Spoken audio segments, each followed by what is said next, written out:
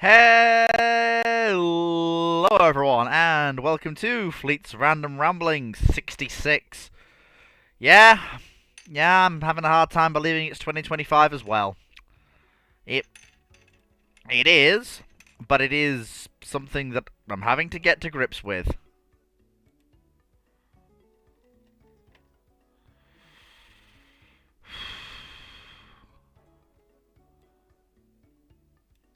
I mean, just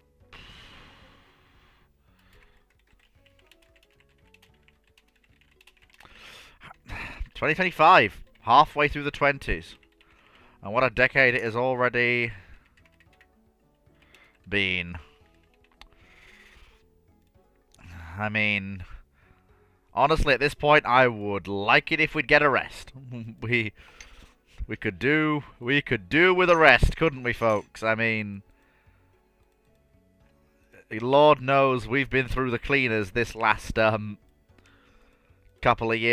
5 years, haven't we? COVID, the war in Ukraine. Can the second half of the decade be, quieter, please? I feel like we've earned that. Just putting it out there.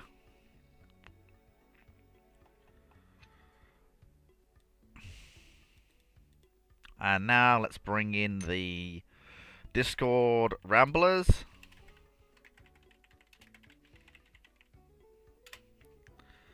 And we can get cracking. Someone's excited on Discord. Admiral Wellesley is very, very excited. Wonder what happened on Friday, because I know I wasn't here for most of it. What happened? You guys went on for a fair old while on Friday, didn't you? I disappeared after a while because I needed to do stuff, but they kept going. No, Cyclic did, yes. Well, they really did. They really, really did. Yeah, so obviously the first question goes to Timu, who is a Fleet Fantastic Thunder. And his question is, so Fleet, if you could open any new or closed railway line in the UK, what would it be? I hear Foxo likes train questions. Even though it would... No, actually, that's an easy question. Woodhead. Reopen the Woodhead route from Sheffield to Manchester. It'd be a good artery for freight and passengers. One that's sorely needed.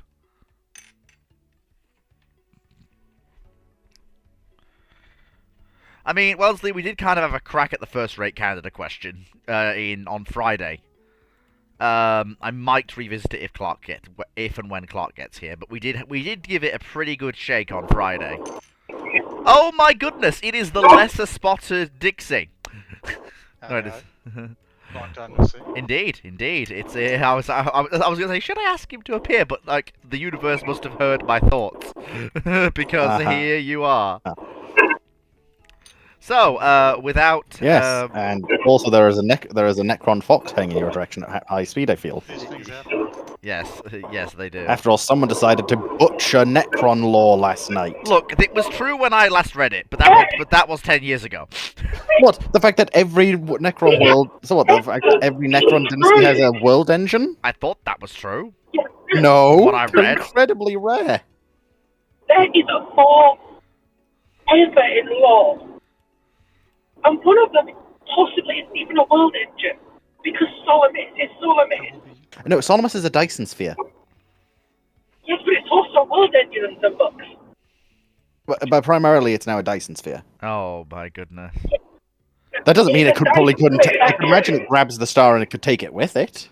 Yes, it's a Dyson sphere that acts like a world engine, which is the terrifying part about it. Because technically speaking, at this point, the Imperium have destroyed 2 world spheres. Well, not world spheres, what's called world engines. No. Yes. They've destroyed one permanently. They've destroyed one, confirmed, and then there's also the pseudonicity of the second Neferu one, which Trazen helps destroy during the Second Crusade, during the second part of the 13th Black Crusade. Yeah, but Which admittedly, that wasn't technically operational. Ladies and gentlemen, while I appreciate what you're saying, but look, if you want to bash me over the head, we have things to get on with. We have things to get Oh, don't on worry. with. Bashing will be done. Bashing will be done on schedule until morale improves. Look, I have questions to get through. People who, Yep. people who Don't worry, are they're being catalogued. Foxo, I have things to get on with. You can find me. Also, in is your new private. nickname? Also, Fleet. Is your new nickname Fillet by any chance? Because this keeps popping up. I'm ignoring it in the hopes it goes away. When does it ever? Anyway, so On the first, chat, there is one first- functional Ekron world engine. yes, and it is Foxo, for the love power of of the Silent King. Foxo, So I please call out when he talks out of his past yet again about Warhammer. it's not that big of a deal. It is. It's not like it's a historical It's fact one I've of my- butchered. It's more the fact you were talking out of your ass that pissed me off about it. Well, I thought I was right. I didn't know that I didn't know. It's not like I was actively being misleading. But you were though. No, Like being you said, being But right, active. technically speaking, you were you weren't actively misleading. No, like I may have got You the were passively information wrong. misleading. Yeah, but the difference is I wasn't actively. I thought I knew what I knew. I didn't question what I thought I knew because I thought I knew it. That's not a crime. It's 40k. You should question everything you think you know. yeah. Also, I'm on the anyway. Anyway, can we get back to the topic at hand, aka actually answering the questions You're the people are bud. asking? We've already spent more time on this than we should have, to be fair. No, we haven't. It's been literally like a few minutes. Yes, and that's still too much time. We have things to get on. We have questions to get through. People who are actually coming, especially people who have paid to be here, which accounts to 5, but still. So let me think. So it was Patreon's been first, then I think it's Discord, then YouTube. Okay, so CJ Clow asks, what if the American and Japanese fleets of World War II were swapped with the German and British ships of World War II? British swapped with American, German with Japanese. Do the crews swap? Do the is it just the ships? Oh, World War One. Oh. Well, first of all, do the crews go over?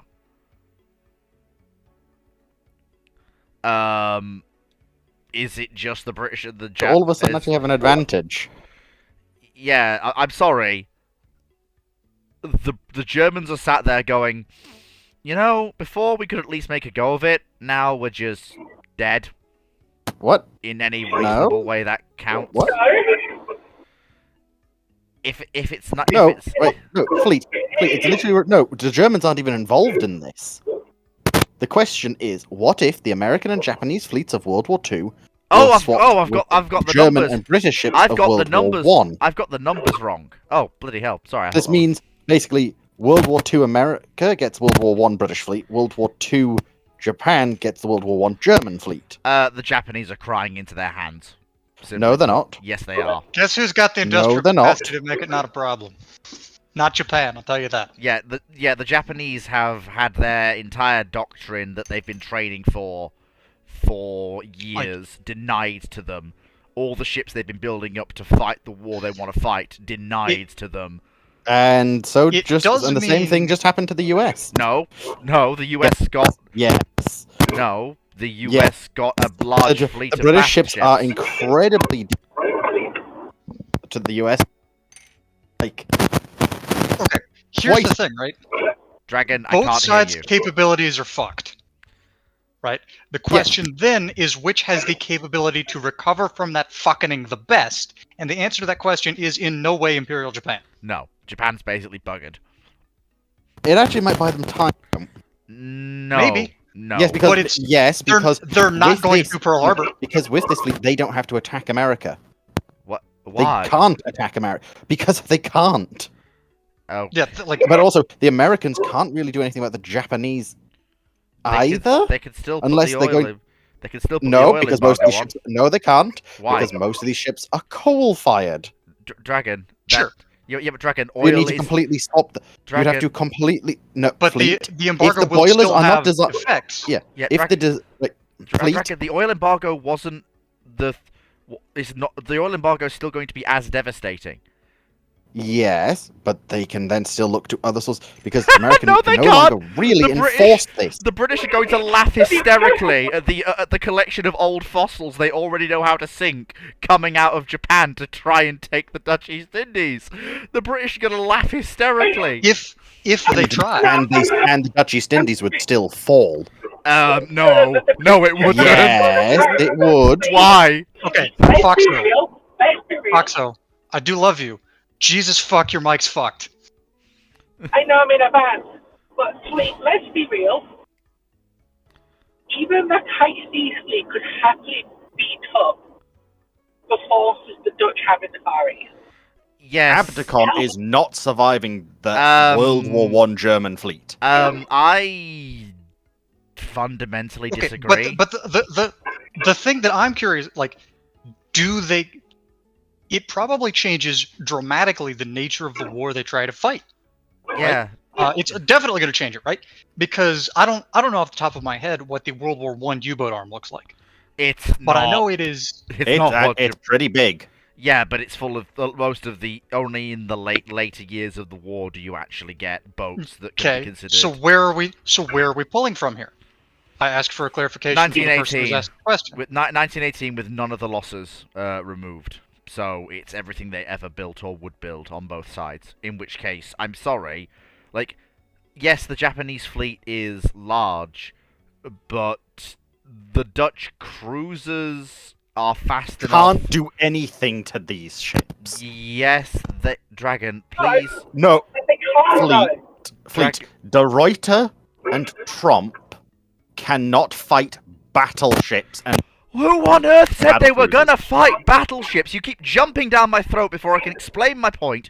Can I get a word in before you jump down my throat? you said they can't take it. They can. No, they fundamentally cannot. How? Why? Because, okay, let me... So, the Japanese have got to operate this larger fleet, which they can do. Coal it, which they could probably do, but they switched over to oil fuel like the Germans and everyone else has done for their navy. So they'll have to find the infrastructure to coal this force somewhere. Secondly, they will have to take into account the fact that the German ships are much shorter-legged than their actual main forces. Then you've got the point that if they manage to... So let's say that they sweep into the southern part of the... CJ, it's not about the large coaling ships that are the problem. It's we spoke about this last year when we were talking about the Nazi Germany getting the Imperial German fleet. The facilities to load the coal are gone. Why But maintain Japan them? Japan still has those facilities to some degree. No, Yes. it doesn't. Yeah, they No, do. it doesn't. They do. Yes, they No, do. they don't. On land-based, they do. No, they do not. Not to coal a battle fleet. Especially not one of the size of the Germans. Facilities to load coaling ships, though, they do. Yeah, most of the Japanese merchant marine is still coal-fired. Yes, but They have the infrastructure. yes, but it's They not. have You the don't coal. You do not coal merchant ships from dedicated coaling towers. You coal them the old-fashioned way in this period because it's cheaper. Okay. So it slows them down. Yeah, but, But okay, they can still do it. Anyway, even then, you've still got the fact these ships are almost operating at the limits of their endurance if you're trying to sell them from Japan to the Dutch East Indies on incredibly bad coal. Then let's assume that they manage to land forces. Well, first of all, if they bypass the Philippines, the Americans will show up with the Grand Fleet, and Will we? well, probably, because, well, the faster elements of the British Navy, probably the battle cruisers, into the Philippines, which will be a constant dagger sitting there in Japan's back. Because obviously they will try to avoid dragging the US into the conflict.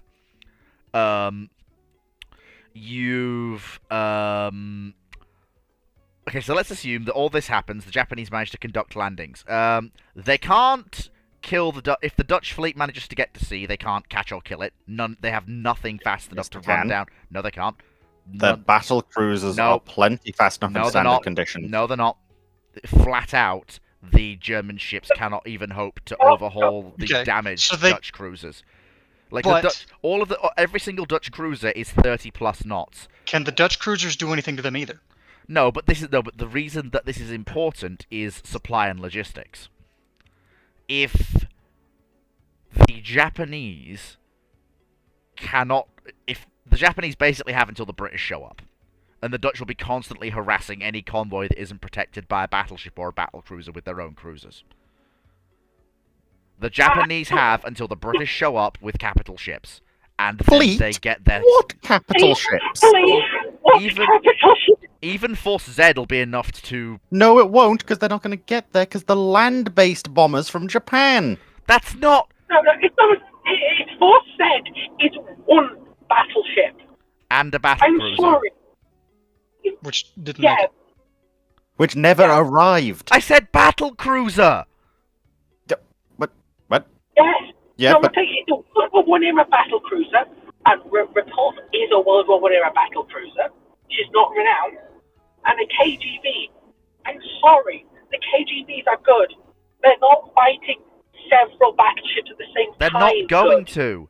All they need to do is to continue to harass Japanese commerce and invasion fleets, picking and choosing their targets strategically based on what assets are defending the convoys they choose to go after as best they can. my question is fleet. They're I gonna don't do think that. these ships aren't even going to arrive, though, because it'll be as historic. The land-based bombers Dragon, you will are likely still sink them. Dragon, you are aware that Force Z arrived in Singapore, right? They were sunk in theatre. Yeah, but I mean, let's be real. Yes. They would, and probably they won't, and they won't be conducting. Sorry, go on. Please, they are still going to join the war. And the invasion of Malaya is going to be land-based. And Yes, because it's land-based, we've done nothing to stop the fall of Singapore. yes, but the Force will. Yeah, the difference is Force Z will be able to. Fall back to Sri Lanka. Yes, but no, they won't fall back to Sri Lanka. They'll probably form the core of Abdicom, as Drac and Dr. Clark have said countless times before. Are you going to go against them? Yes, in this timeline, yes. Because this is an entirely different scenario, right? But the why- If things are wouldn't they? entirely different, yes, The I would other- think things would change. I know, The it's other- because you've got Indonesia that's infested by a shit ton of submarines. regardless, right? I think we're kind of getting bogged down in semantics. The broad strokes of this still does not end well for Imperial Japan. Yes. Yes. This fact, it shortens- shifts the way the early war plays out. Probably shortens the war a little bit, but doesn't really change all that much. I think it shortens. Actually, the I war. think it might change a. I think it might Like, change a lot. it Because, like, shortens US the is war not going to be ready. dramatically. Sorry, at a very broad level, doesn't Yeah. Because change. keep in mind because keep in mind, yes, the US can potentially outbuild, but you've still got Potentially. right fleet.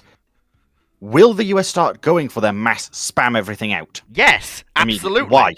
Because their If they've navy's not been gone. attacked, Their navy's gone, but they're not under threat. and their navy's gone.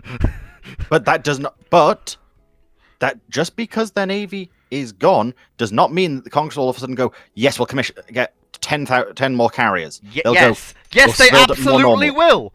Yes, they No, absolutely what? will. Yes, they will. What? But what please, is that's this? still- Con- there'll be what a- sort of There's- insanity? This Fleet. is a point. Fleet. This is Congress the U.S. does Congress say we're no. talking about. Congress often They're- tells okay, them hang on. no. We're not going to get the immediate, like, crank everything to 10, run everything out like a motherfucker. But there's definitely going to be a major building program. Yes, there will be a major builder. There will But be a major building my program US Navy if the is Japanese gone. as and within months. Right, but if in this situation, does Japan actually declare war on the US? No, but Dragon, that doesn't matter. That point is It does. It's irrelevant. It is irrelevant. No, it isn't. The US It Navy bloody is isn't. the There is US no war. the There's US no war. Navy the US You are- Navy is gone. What is in its You are place is not the misunderstanding- U.S. Navy. You are misunderstanding the utter level of boneheaded isolationism which existed in the United States at this time. And also, the point is, the war won't be shorter between them because there's no war in that regard. The thing we do probably see, we will see a major building program for escorts and that sort of thing, Yes, because we're significant. already losing those in the Atlantic They've- by this point. I'm sorry. Yes, Are and you- they're stupid. It's the They- U.S. Congress. Nothing This is is how beyond things them. tend to go. They This will is want just- to rebuild the fleet, but they won't immediately go, yes, let's commission 8 battleship. Let's start laying down 8 battleship. what 10 will happen carriers. is that they will Why go- not?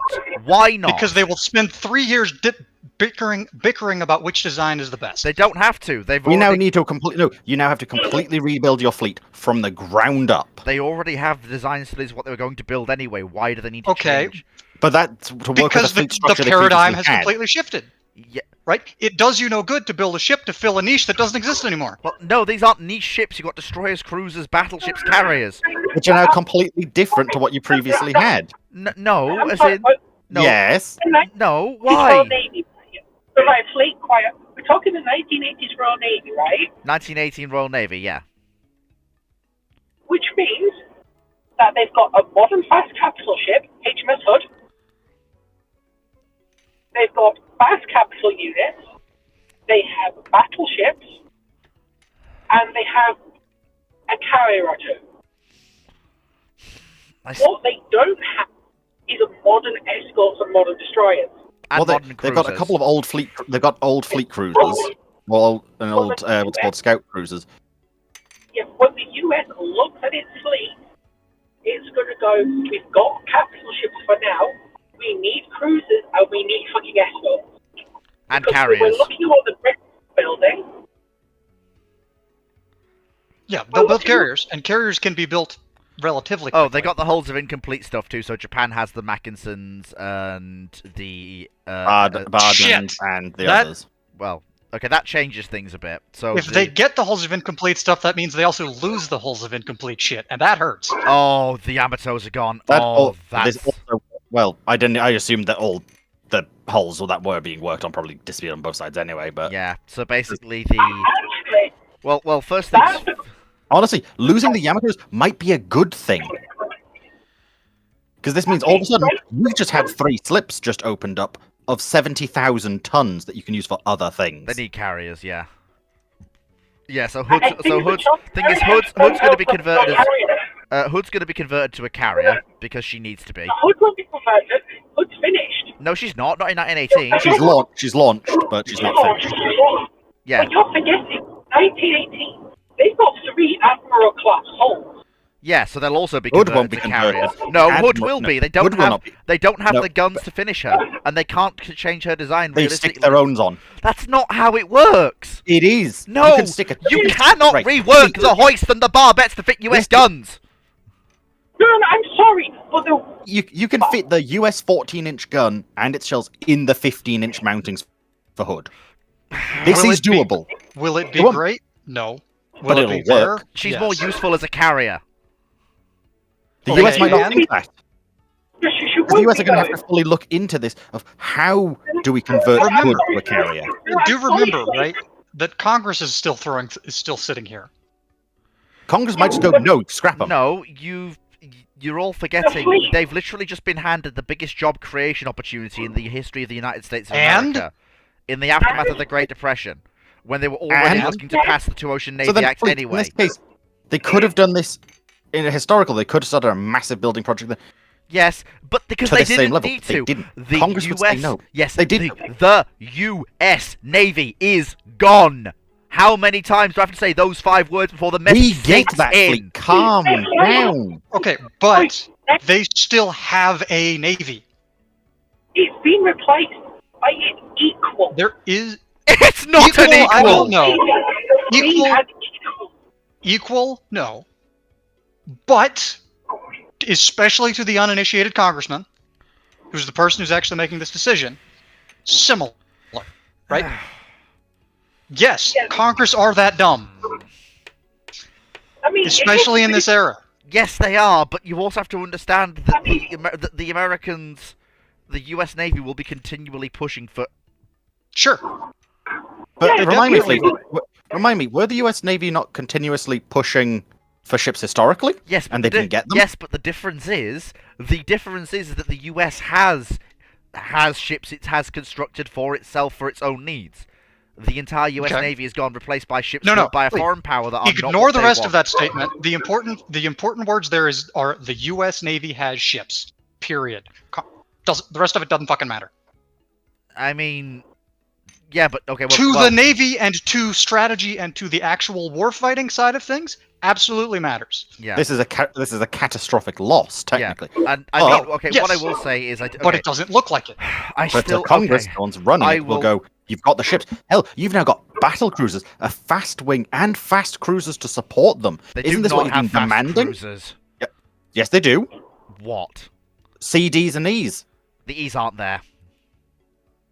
It's too early for the E's.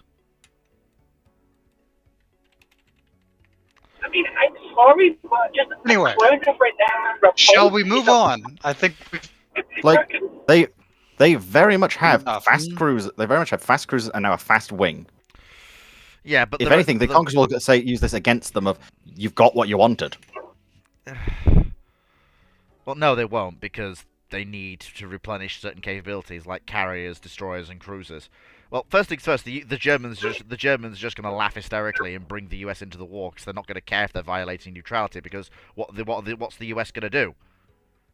Send more aid. Send troops. Sink their U-boats with obsolete crap shit barges. Fleet. I would point out that kind of exactly what was being done. You set up these destroyers for ASW, and then they're now convoy ships. we're You now also have- literally running our destroyers from the same era for this job. This is like the Clemsons and Wicks are literally the same, just the American versions of the British ships. Honestly, the British ones are probably better for anti-submarine because that's what they're again, more designed for. We were discussing spamming things out, right, and the potential, turning the taps or whatever, right? There are definitely going to be destroyers and escorts built. Oh I yeah, don't know If what anything, bigger than that's that gonna you're be going to get. That the first thing they probably will want is support units. Well, no, Yes. the first thing they'll want will be new carriers. Carriers take a long time though. They'll want to see what Yeah, they can they'll do. lay them Carriers- down, but it's going to destroyers take time to get them out. will be the thing that they start truly going. Yeah, no, we need Can I one. also point out that carriers being so important is pure hindsight. No, it isn't. Not at all. It's largely To the level you're describing, it is. No, it's They not. will. The carriers are. they know Carriers are they- important. They are They know incredibly- they know that they're useful to have. Yes, The but US the has fact done that they're immediately going, numerous. oh yeah, the Americans are going to spam out carriers, No, isn't necessarily what's going to happen. No, they are. The US has run numerous fleet problems by that point to Okay. make the carrier a vital part of their operations, working Yes. with and alongside the battleships. Yes. It is not hindsight to say the US is going to say, we have a capability that we used to have. We no longer have this. We need Yes, to and they're going reacquire to that build. capability. They're going to build flat tops, Yeah, But they're The not question- necessarily but going to the go. question is Let's how build many a ton of them. and how quickly. I didn't Yeah, say that. you're I probably going said- to. You might see maybe 4 to 6 laid down at most. We're also Yeah, probably that's- going to see a lot of very interesting discussion at a treaty table. Well, no, the treaties They're are going gone. to try. Yes, that doesn't mean they're not going to try. Like, they're not going to accomplish anything. But oh god, they're going to try, and that's going to suck time and effort away from the rebuilding program.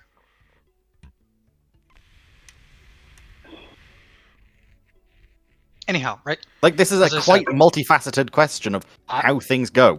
I mean, I think we've dug into this think- pretty well. Yeah, I think this is a diversion between those who think the older fleets were useful and those who think the older fleets are useless junk. No, that's not what anyone. What? Anyhow, moving along. Next question.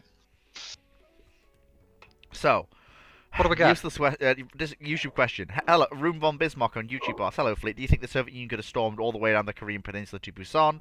I kind of want to know if the funny Jeju Island exile government scenario is possible. The Soviet Union could have stormed all the way down the Korean Peninsula to Busan, but even if they had already agreed to how the borders were going to look after the conclusion of hostilities. They had already agreed to that. So if they storm all the way down to Busan, it doesn't change how the post-war borders look. That's just the way it is. Unless Stalin changes his mind. He's been given other things in Europe to get to those borders, and he would rather not give those things up. Yeah, but if you can take more and your opponent can't do shit about it, No, that's not how. No, that's not how the post-war settlement period worked. Stalin had already gotten a great deal more than he had actually been expecting. yeah. And he's not going to want to You're always threaten. going to And get he's more. not going Okay, to want to threaten. The question his... isn't will they. The question is could they. Yeah, like I said, Yeah. they absolutely could push all the way down to Busan. That's what I said. They can do it, but that's not going to change the aftermath. The aftermath will be the same. It probably will. Yeah, because Stalin has got far more than he could have dreamed for in Europe. The entire Balkans, or Soviet influence all the way up to and past Berlin. And there's a reason why he was quite so accommodating in certain other areas. Because he could afford to be, because he'd already achieved a miracle in Europe. Diplomatically. But you're telling me that if given the chance, Stalin wouldn't drive NATO or Western forces completely off continental Asia. Yes, I will exactly be back in a few minutes. that's exactly what I'm saying. Effectively, drive the Americans back to Japan. Yes, that's exactly what I'm saying. He would not. I could very much see him making that argument. No. I'll be honest. No, it would basically guarantee. How do I put this gently? Stalin had a decent level of goodwill to negotiate with. If he starts going back on his agreements in Asia after pushing all the way to Busan, then basically the Allies are going to go, "You're just another Hitler. We can't work with you." And there will basically be like, because bear in mind, the Cold War doesn't set in properly until you have incidents like the Berlin airlift. It takes a good 3 to 4 years for the honeymoon period to wear off and the Cold War to properly begin. There is still a desire for cooperation and the setting up of a new stable status quo on both sides of the Iron Curtain. And Not really. there Not are... really, because if you look at Soviet propaganda and the Soviet war planning for the time, after 1947, they're expecting the West to attack them. Yes, that's In their mind, the 1947. West cannot So yeah, you maybe get 2 years, not Yes. the 4 quite yes, mentioned. Yes, that's the war planning, but the Cold War doesn't properly start until 49. Even then, The Cold it's universally agreed. The Cold War starts 47. Even then, that still doesn't change what I've said, because the two Koreas, in terms of the zones, if not the nations, are things that occur very rapidly in 46. Yeah. So, if the honeymoon period is still extant, you've not offered me any other thing is you're not really making any convincing arguments, Foxo. Because when is You're the not also Korean War? making convincing arguments that they're saying that Hitler Right. Stalin's the next Hitler. Okay, right. Here's the thing. When's the Korean War? 1951, yeah. 1951. The Cold War has gone fucking cold. Both sides are expecting both sides to attack each other. The Soviets... Yes, but not in I mean, 1945. Not in 1945. Men. But we By do know Stalin is looking at it 1950 already. No, fucking shut up. By 1951, the situation has changed. Yes. Which means that, in this scenario, This scenario isn't concerned with 1951. yeah, it's the Korean War. No, it's not. The only time the Soviet Union's involved in Korea kinetically, apart from aerial forces, is 1945. When they start pushing onto the Korean Peninsula after their drive through Manchuria. The Soviets were not involved kinetically on the ground in Korea. Yeah, but use Korea as an example. They have the strategic reasons to do it. Soviet ideology and Soviet foreign policy is that the West is going to attack them. That the West is evil, capitalism is evil, and they will do whatever they can to destroy the Soviet Union. In that case, then, Foxo, why didn't the Soviets follow with their plans to invade Turkey and Greece to secure even more influence?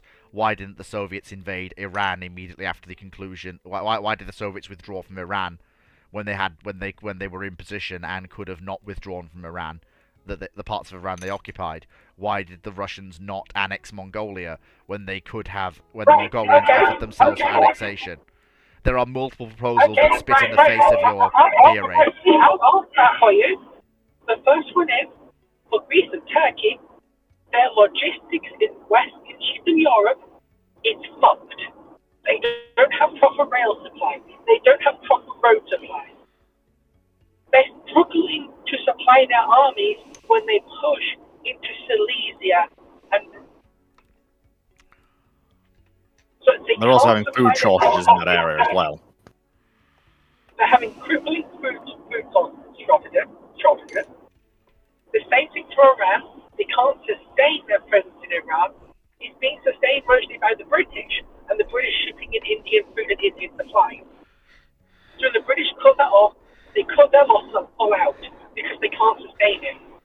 Because the infrastructure, especially in Central Asia and Azerbaijan, was and still is pretty fucking shite. It's all very, very extreme mountain ranges. As for Mongolia was essentially a de facto Soviet state that was independent enough to have its own seat at the UN. And the seat at the Yes. and its seat at the UN was deemed more valuable than annexing Mongolia. And it was also a useful buffer state for negotiating with the Chinese. Yes, but what I will say is that why on earth? Just there's no reason why.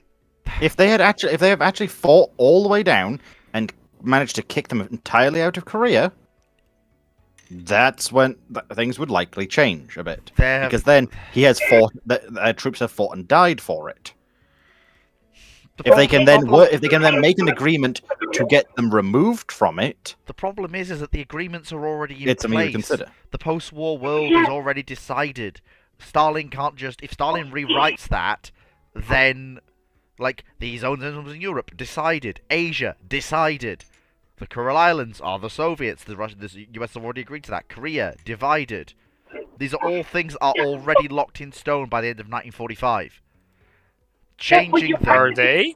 Yes. He broke it because those agreements also include the Polish Republic government that's been in exile in the UK to return to Poland and a free and independent Poland. That didn't fucking happen.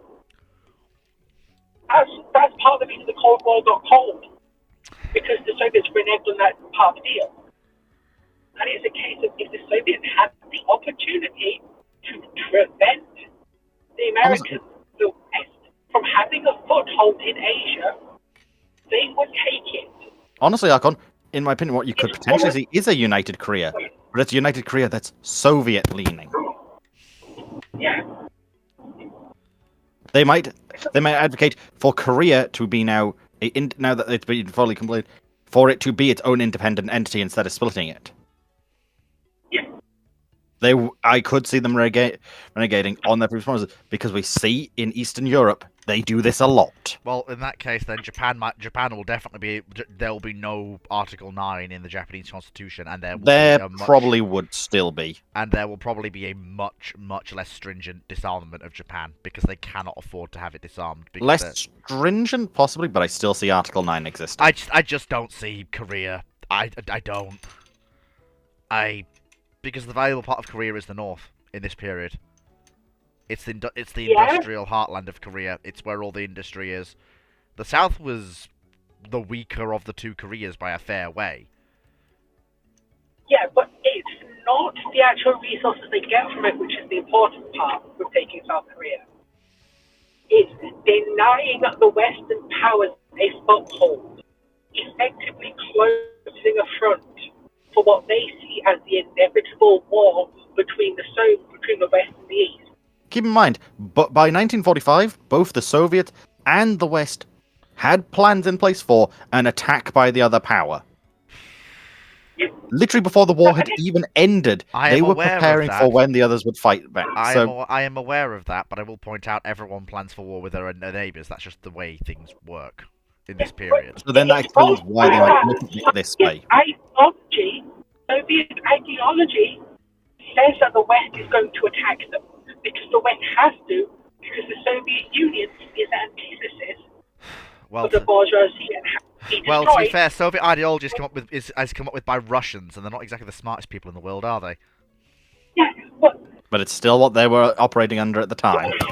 Soviet history is defined by that ideology, especially during the era of Stalinism.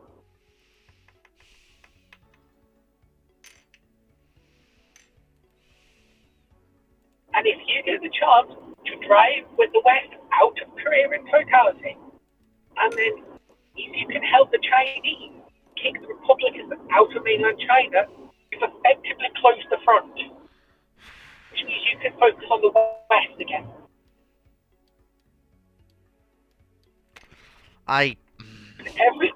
Every armored division that's not protected by the Vostok, that isn't fighting in Korea, is fighting on the West. Well, you don't need to have it. I mean, I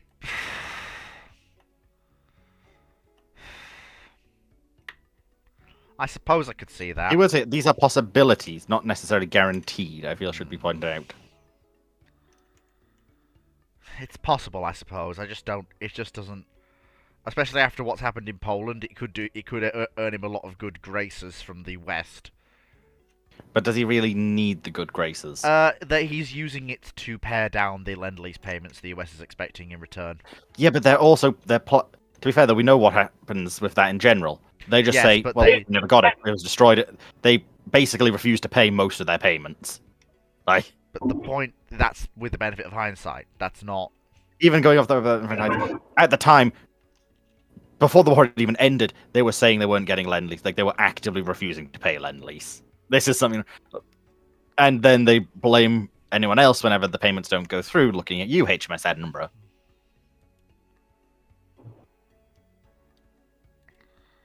But yeah, that's my 2 cents. I just firmly believe that... I'm not saying I trust Stalin at all, but I do also think that in the post-war period, there are enough compelling reasons for the Russians to give up that which they've gained. Oh yeah, there's compelling reasons, and the reason is the Americans got there first. I mean, they didn't. Well, okay, they did in... Oh, no, wait, actually, hang on. Were there landings in Korea? I can't remember.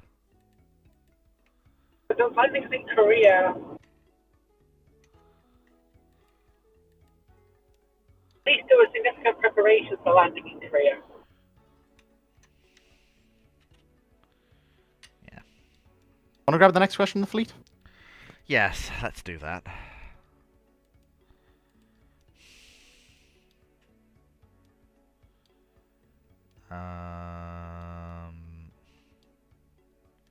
Should be Discord now, I believe.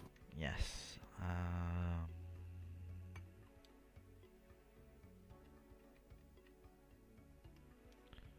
Just...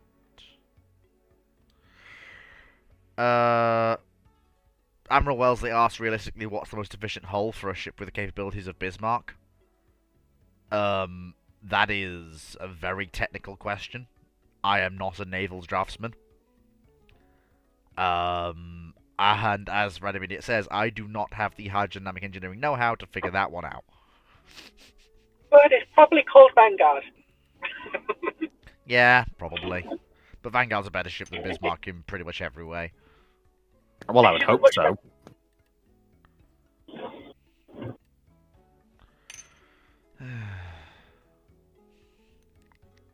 Next.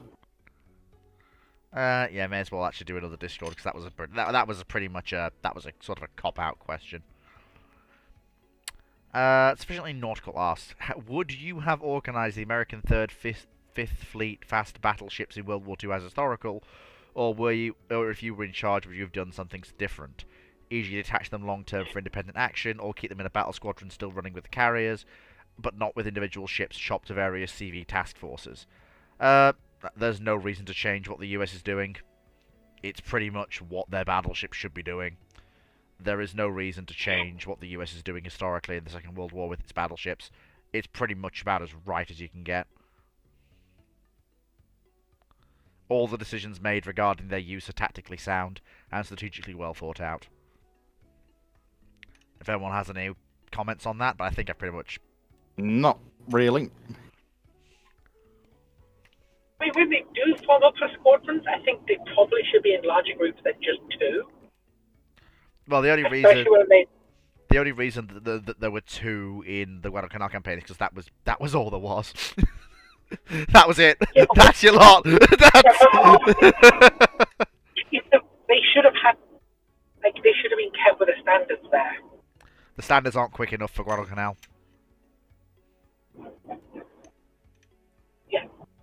Which means they probably shouldn't have gone in. Let's be real. Well, they went in and it went spectacularly. They killed a battleship. They got incredibly fucking lucky.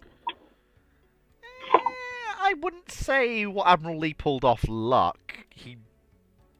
No, they Sodak shot them dead, almost got sunk, and then there was functionally a single battleship that was relatively isolated in shallow water. If they don't In shallow water, occupied island. Yeah, but if they don't engage, if they No don't send battleship. if they don't send ships in, Hiroshima bombards Henderson Field, which may knock the field out for the next morning when it was actually vitally needed. That is not something the US can allow. The risk was worth it. I disagree with you. I feel like I'm trying to disagree with you there. Because if stuff had gone wrong and Washington and Sodak had gone down, Yeah, my take is that they got incredibly lucky that it was specifically Admiral Lee they were able to send in there. yeah. If it had been It's any like- other admiral, it would not have ended that well.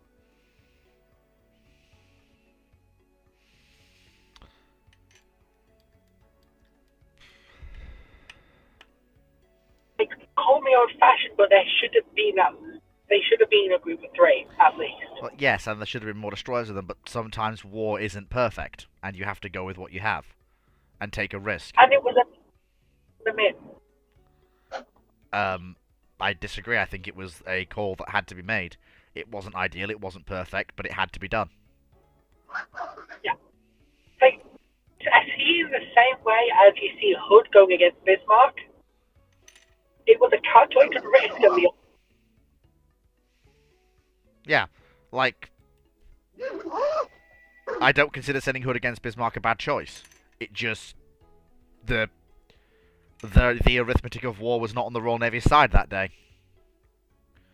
Just, Only thing I would say about that is, why weren't the cruisers engaging? because it That's the wasn't, only bit I don't understand. because it Like, they wasn't, they it should have wasn't- been. It wasn't part of the battle plan. I know, but it was part of normal Royal Navy doctrine to have, if you've got numerical superiority, use the numerical superiority. I think there's a specific reason. I can't remember exactly what it is. Dr. Clark would know it, but I don't off the top of my head. I think there was a Oh, specific- don't worry. Oh, here he is. Don't worry about Well, it. What do you actually, mean, well, what do you mean, actually, theory? I was about well, to say you're going to summon him. Oh, no. Dr. Oh, don't Clark, worry. There's very, been discussions for about very, the past 5 minutes. very quickly. Yeah, I've been here for a while. Very quickly, why didn't the cruisers engage when Hood and just very quickly so we can get this answered and squared away? Oh, the argument he was making, the admiral in charge of Hood was making, was that it would distract the battleships. It's not a good argument at all. But the argument he that made makes was no it would sense. distract the battleships. He felt that, if they get in the way, it would distract the battleships, and it just basically I think he didn't think he needed them, and he thought it would complicate things. He uses the phrase "distract the battleships," but mainly it really means it, complicates it because it gets them in closer, and it means they're part of the battle space, and he has to deal with it. But realistically, Royal Navy doctrine was they should have been chucking destroyers, cruisers, and battleships at them at the same time. The destroyers hadn't been able to keep up because they hadn't had the tribals available because they've been off doing convoy escort because there was a critical convoy being run through, which is where Vian is. And that's why Vian comes charging across the Atlantic from the coast of Africa to engage Bismarck later in the whole campaign. And the Royal Navy destroyers that have been with them have tried their best to keep up. It's just they're just not as big as the tribals, so they can't deal with the weather the same way. And it's funny to think of that. To us today, we sort of think, well, what do you mean? And no, there are some ways which are just big enough that a 2,000-ton destroyer cannot make its way through them, and a 2,500-ton destroyer can just do that bit more. But in the case of that scenario, yeah, he was holding off the cruisers because he had reasons, but they're not really good ones. They go against all the doctrinal thinking. And basically, the Royal Navy has a habit through World War II. Every time it goes against its doctrines, when it gets its face handed to it. Okay, so Wellesley, in regards to having another crack at your RCN first rate question, we did give that question a very fair shake on Friday. We gave it a lot of time. Yes, Dr. Clark wasn't here, but we did give it a great deal of time. And I cannot... If you want to ask it again and add it to the list, that's fine. You can do that, but I'm not going to shunt it to the front of the queue now, if that makes sense. It wouldn't be fair to everyone else. So, YouTube question.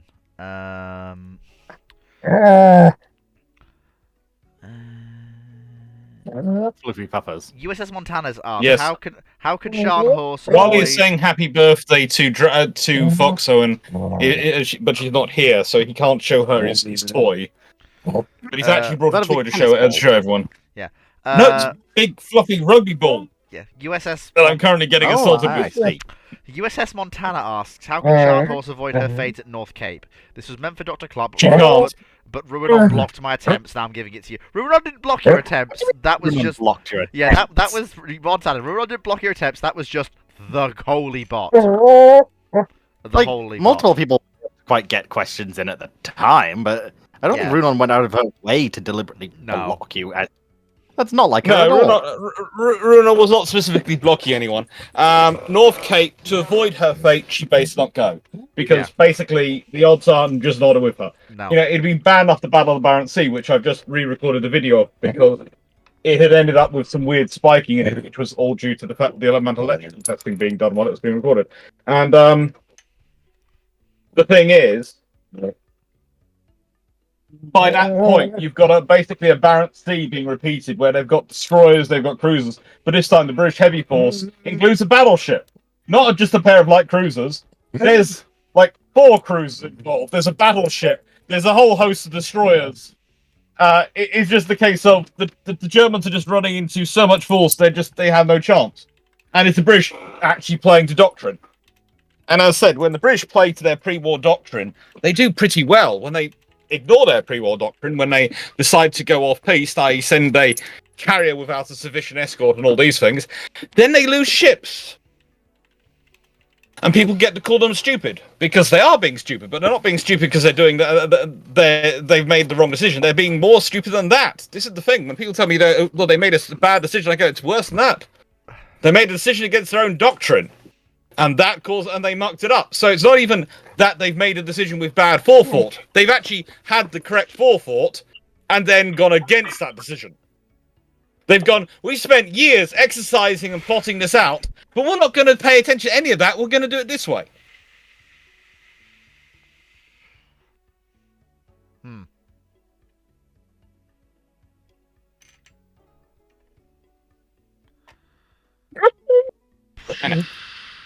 Behave quietly. Enjoy your toy.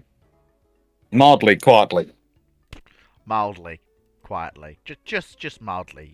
It's got to be It's got to be just mildly quietly. You know, that's No, no, it's not exactly a small thing either. Hello. Trying to get to it. What was I?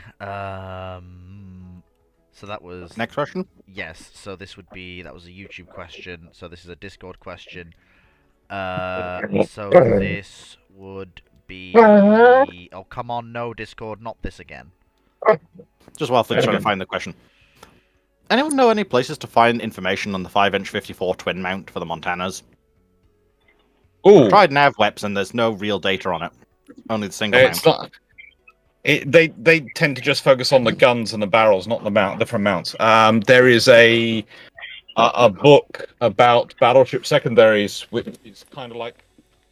Oh, where is it? It's one of the I feel like I'm missing the something. series. I have I have the weapon series. Oh, where is it? I have it somewhere sitting around a bit. Because a friend of mine. There's an entire series of books about weapon systems done by a very good historian and guy who specializes in that. Let me see if I can find the books.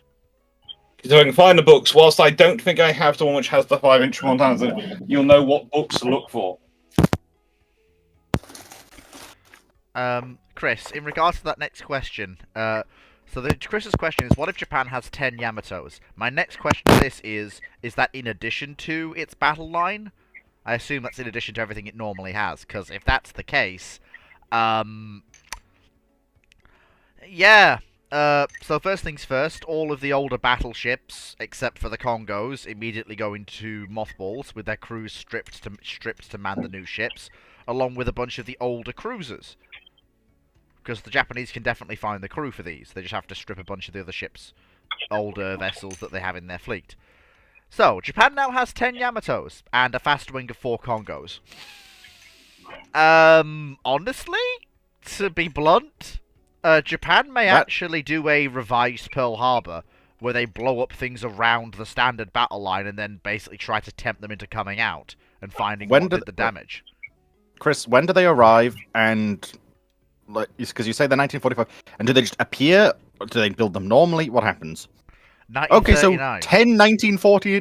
So 1945 Yamatos appear in, we'll say, Kure Harbor in 1939. Oh dear. Oh, that's even worse, because the Japanese can actually just train up the crew to man them. And they have normally Sea Dodders, we just go off 1st of January 39 unless it's a date specified. The Japanese can find the crew to crew them. This means that their older battleships are now, because they have 2 years to train up the crew to actually man them. Dragon. This series, edited by Norman Freeman, but they're by John Lambert. And he's done the British, he's done the Americans, he's done all sorts of people. I'm not sure if the latest version has been published yet, though, so some of them are very difficult to get hold of because the new versions haven't come out yet. I'm not sure if the US secondary system is on that. Yeah, but just very quickly, no, Yeah. Japan does not donate a pair to Germany. No, the reason that Japan doesn't like Germany that much. No, the thing is with 10 Yamatos. There is love, and there is giving someone 2 battleships. Honestly, Japan. Funny thing is, Japan may actually convert, or it depends how far advanced are. So Shinano's going to probably be converted into a proper keel-up carrier immediately because, well, why? Because they have 10 Yamatos. So and they have why? And they have a large. Well, you don't have Yamato converted. Sorry, not Yamato. You don't have Shinano converted. It's a case of Shinano's probably never late. Oh yeah, they're 2 years away. They're 2 years away from war. Yeah, and Shinano's never laid down. They just don't lay down any other battleships. They go full into carriers. In the nicest way, the first thing they're going to do, if it turns up on the 1st of January 1939, is they're screaming about it. And then Tsingtao 1939 really does take on a new meaning for British. It is then a case of, what do you have there, Japan? Where did you get those? Don't know. And in a nicest way at that point, that's how do I put this politely? Pearl Harbor basically needs The to be. Vickers salesman will be licking his chops in glee. Well, thing is, Japan. Well, the US basically. Vickers ramps up salesman will be having a panic attack, but the other people will be having a panic attack would possibly be Germany, because the whole scenario that you have in World War II, which does actually help them, and Italy, when the British pause capital ship construction because of Winston Churchill, that's not going to happen. No, it's not. And, the Americans aren't pausing anything which is coming down a construction line. So the Montanas are going to be built. The British are definitely building the Lions, no matter when war breaks out. And Germany's going to look like a second-rate power, because in the nicest way, Japan has 10 battleships with 9 18-inch guns. They're building what? Oh, and they're Bismarck? also 1945 Yamato, so it gets even better because she also comes. They back have radar. Yeah, they come back with radar. Yeah. And the thing is, it's radar that the Japanese developed and the Japanese constructed. So it'll be very, very easy for them to work backwards. I know it's a silly element, but I'm more just thinking, oh god, the number of 25 mils. Would you stop trying to all of a sudden just turned toy? up, like- Well, no, actually. I know that doesn't matter, it's just... No, that's a good thing, because what it's going to do is it's going to show exactly what the future is. Very important point. Which means that I hope that's not what we which- see the future as, but... no, because the thing is, it's going to mean that the Japanese are going to okay, this is our biggest capital ship, and it's covered in our light anti-aircraft gun. Why are the ones we are currently building, why are these different? Why are they covered in more 5-inch and the AA guns? Where did the 6-inch go? Yeah, Something here's amiss. Yeah, and You're going to lose the toy. The Japanese aren't stupid. They're going to put two together and go, oh, air attack, and then they're going to cover everything in 25 mil. Which you might say, oh, fleet 25 mil is rubbish. Yes, the 25 mil is anemic at best, I will admit.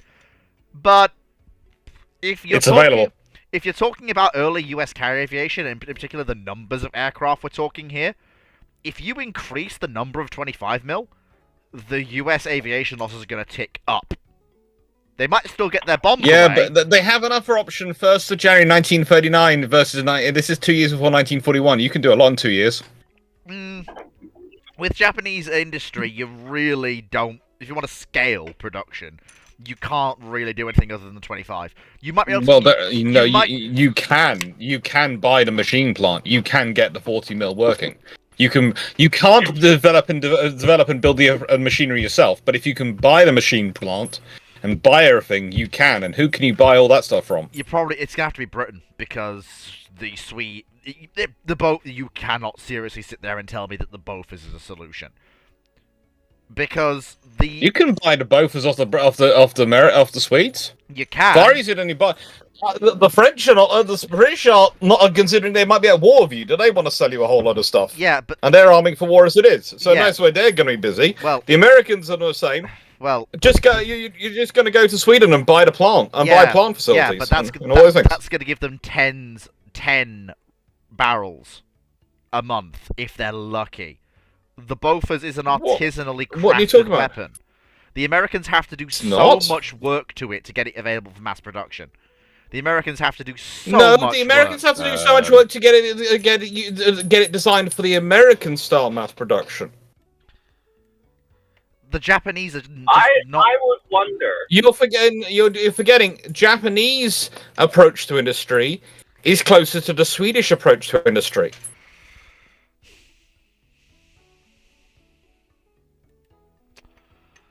Even then, it's still... I would wonder if... Oh, go ahead. No, but it's fine. Go on. I would wonder if this changes anything with regard to Japan's diplomatic stance or goals or anything like that. Do they, try and split off from anybody? Do they try and make any new alliances? Why would they? Through that? Because the strategic situation hasn't changed. They've got more firepower, but They Are may, they still in the same trouble the Americans? yeah. Now they- they're at the point that they actually are going to scare the Americans, so the Americans are going to react even more out of fear. yeah. And that's half the trouble we have with Japan and America is their relationship so much out of fear in this period Yeah. from both sides. What I will point out is that the Japanese are going to look at Pearl Harbor as a battle to lure the US fleet out to be destroyed. That was what outside Pearl their harbor. Harbor always was supposed to be. Yeah, but this time they can actually just go, well, we're pretty confident we can just do it. We can actually rock. Like, there may even be a push to build at-sea replenishment assets en masse to make a run to Pearl Harbor with the entire fleet feasible. They might well try. I still think I would agree. There's still probably going to be more with America. I'm thinking, does Japan now start wondering, do we need the Axis Pact at all? Well, The reason they go for the Axis Pact is to is a position of strength to get some allies, so they can share, so they can get access to some resources. and they're also thinking So, about nicest the way- post-war world, because Japan's not going Yeah. to Europe. So they need friends in Europe when the maps are redrawn and everything's said and done.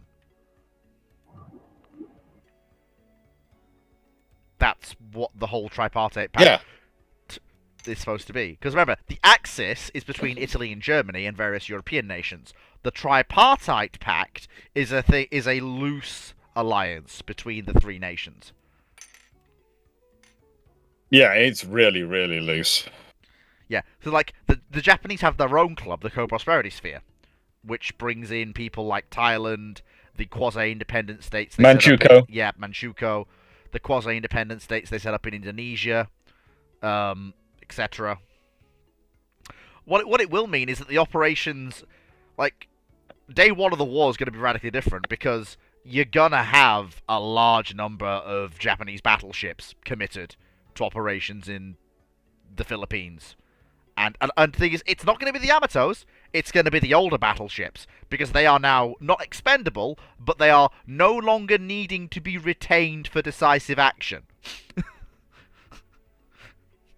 Because you have 10 Yamatos. 12, actually, once the 2 you're building are finished. Well, but the thing is, you've got a scenario where honestly, the thing is, if those arrive in 1st of January 1939, Yeah, and you've still got 2 building. it's going to change things quite dramatically on a lot of levels. Suddenly, every carrier, every battleship that the Britain's building, that France is building, that America is building, have more value. Yeah. For the Dutch, that has more value.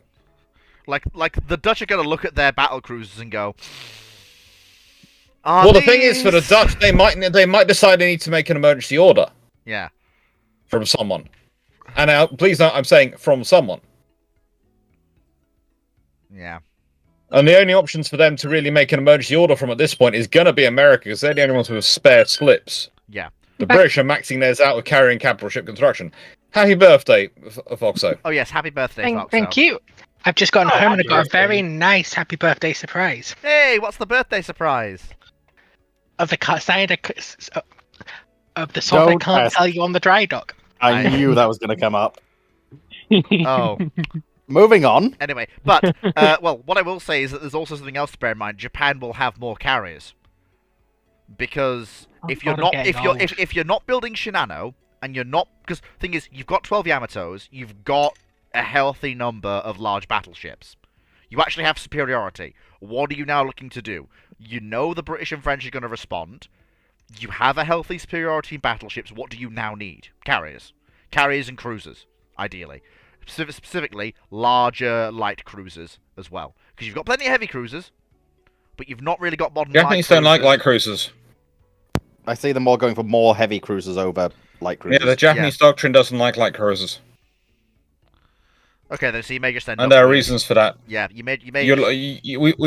We've talked about this before. The Japanese, due to the scenario where they're in, where they can't really do, where trade is either going to be behind the Japanese islands or it's not going to be going on, and they can't really reach other peoples. They prefer the heavy cruiser for their limited infrastructure than the light cruiser, because the heavy cruiser has a chance of supporting the battleships in action, is their view, or Yeah. rather the heavy cruiser, Yeah. larger guns. might we actually? So we're definitely going to see more. Might we see 4 Shikakus? As in, like, a first pair, then a second pair, just to try and speed up the amount of carries we get. That would be the class you'd expect them to go with, but there's also the fact that they do have a habit of liking to go for bespoke builds, so they probably they're going to be evolved Pikakus. No, wait! I've just realised something. My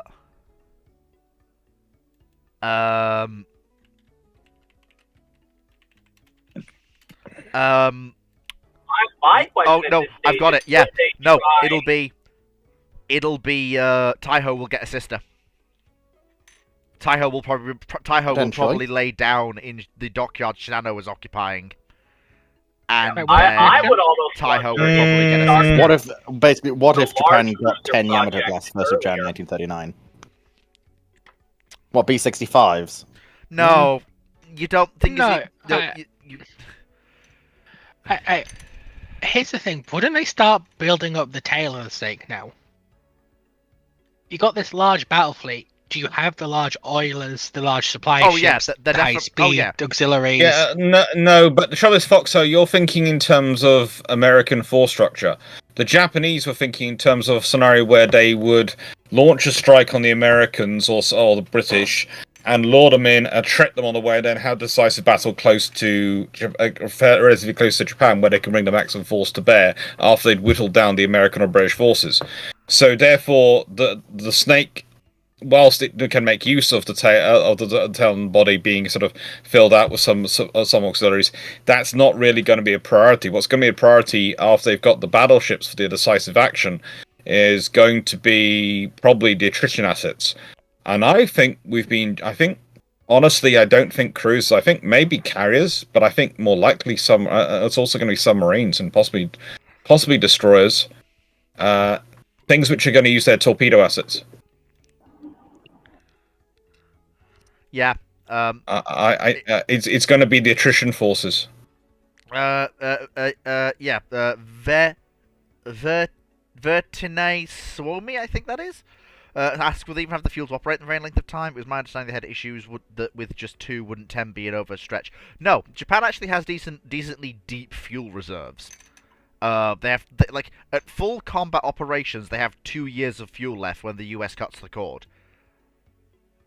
Yes, 10 additional battleships is going to dig into that, but it's just going to bring forward when the operation against the US has to be launched. Which creates another change in change in history. Yeah. The reason... Because if you have Japan going to war instead of December 1941, December 1940. Oh, that's going to cause then problems. That's oh. America's not in the same position, but also Britain's not in the same position. No. And if you've not paused the carrier and the capital ship construction because of the fact that Japan's got this, so you can't pause them. So Churchill can't go around. We have to pause these things. They're going to be going, look at Japan. You want to pause the construction with Japan having those things? And also, if they're that big, everyone's going to realise, hang on a minute, those aren't 16-inch guns, especially since there's almost a year of peace to actually go have a look at them. Well, the British estimate was 17.5-inch guns from their photographs of Yamato Musashi. So the British weren't far off. Going. Yeah, they weren't that far off, were they? No. Yeah, but 0.6 of an inch is quite a lot. As you would know. 17. Come on, that's not fair. That's not fair. Don't do that to me. That's not fair. We shouldn't bring in Fleet's fat thumbs into this. Hey! Cruel. That's not fair either. But yeah, no, we've changed so much. Yeah, you have. This is one of those questions where if I got it, it'd be a 2.5 hour long video of me working out exactly what happens. We don't have time for that. And even then, I get a dozen people arguing, no, they wouldn't because of this, and I'm going, well, yeah, I consider that. We've already had 2 arguments. 2.5 hours. We've already had 2 arguments over 2 questions. I've got a quick question for chat. What's your favourite type of whiskey? Oh no. Because for my birthday, I no. got an 1867 vintage bottle of scotch. Ooh. That's the good stuff. Foxo, this is the point at which, after announcing that, you need to go and make sure the door is doubly locked and the traps are set, because Fleet might be trying to barge in there later. Don't to get worry, your she has whiskey. a rifle. No, thank you. I'm not whiskey. Rum and vodka are my hard liquors. I'm not a whiskey man. Oh. Don't worry, it's in the attic, and Fleet's too big to get in there. Okay, that's just. Okay, that's not fair. That's not That's fair. That's not fair. That's mean. Come on. Yeah, I mean, Move it. he's Next already question, taken please. the L once so, in a 5 minutes. Actually, this is something that I'm glad Dr. Clark is here for. Because it's a YouTube question, I do need to take a 2-minute sabbatical. USS Montana on YouTube asks, could Japan... But when you come back, I'm looking forward to the Foxo versus you on the Warhammer 40k. No, we did that. We did. No, we did that Round already. two. No, we did that Foxo said already. she would save it for me being here. No, so, we you know, did that I'm looking already. forward to Yeah. listen to it. No, I am putting my I didn't foot get to down. hear it, so it didn't happen. I Go didn't get and to hear, I watch the wasn't here, so I recording. didn't get to hear Go it. and watch the recording. Right. Anyway, while I'm away, No, that was here. you shouting over me as I was trying to tell you were wrong. I admitted I was wrong. Oh, the only in most way the reason I got one of the things I got sent here was because according to my mum, you were treating the birthday girl badly. I was not. So you know, I got I a was bad message not. from mum. She was most disappointed in you. I was not. Yes, apparently you were treating the birthday girl badly. We were just arguing like we always do. This is just how Fleet and Foxo are. This is why you lose toys. You literally just got this, and you're already taking its cover off. USS Montana asks, could Japan win a war You're against as the bad British... as Fleet. USS Montana asks, could Japan win a war against the British Empire, assuming the United States somehow doesn't get involved? Go! Answer the question! Be merry! Think the size of the British Empire. Let's put it this way: if you're fighting, if it's a war versus if Italy and Germany are already in the We have to war. ask the question. I think the first thing we have to figure out is what is Japan's strategic goal going to be? Resources. It's the same always as their goal.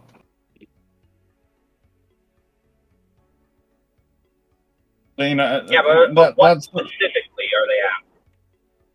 well. Because if it's oil, I mean, they could always just pick on the Dutch East Indies again.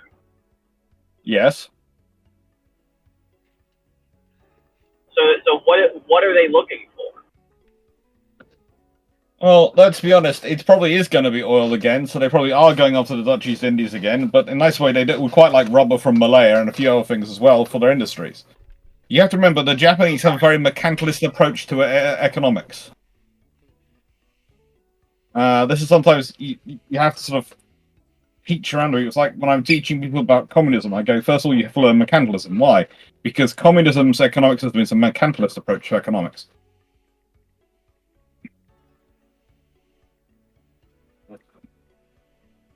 And it's the same with the Japanese. The Japanese hierarchy, they've had some good finance ministers who've tried to reform their economy, but their approach to the economy is fundamentally you have to control resources in order to be able to exploit it.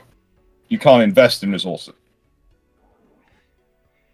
So they want good quality iron ore, they want good quality, they want fuel, and they want rubber, because those are the things they need to grow themselves and their economy at this point. They also quite like some other rare earth materials, etc. you need for radios, etc. But, you know, not too much. It's not quite the same demand as we had today.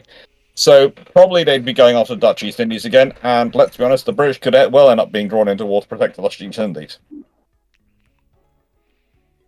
But the scenario would be literally the forces around Singapore would be trying to hold the Japanese off until if you're not fighting a war against Germany and Italy at the same time, then the British policy would be to hold with the forces they have in the area surge out the Mediterranean fleet, and then the home fleet, the forces from them that are allocated to an Eastern War. And then the whole idea was to slowly roll the Japanese back up, and then try and impose a blockade from Weihai Wei. And that's honestly quite possible for the British Empire to do. The British Empire, the British had no plan on actually invading the Japanese home islands. Their view was always basically starve them to death. The British way of war is very for the Far East and for plans against Japan is very economic warfare motivated. And for the British Empire, if they're not against the war with Germany and Italy, let's be honest, if you look at the British Empire map of trade, etc., the economics behind that war can be going on pretty much as normal. So the economic trade, the convoy, you don't need to do convoys, you don't need to do any of those things, because the Japanese are going to be the other side in the far, are going to be in the Far East. The squeaking is intense. Sorry. Go on. Let's get. Come here. Okay. So yes, I will get his bully off him. Wish me luck. Oh God. I do just Yes. sort of think how much Give would the bully. interdiction of Give India bully. have? bully. Huh? How much of an effect of the interdiction of trade around India? How much of an Well, effect would that for the have on the imperial economy? Well, the thing is, how are the Japanese going to get there if they haven't taken Singapore?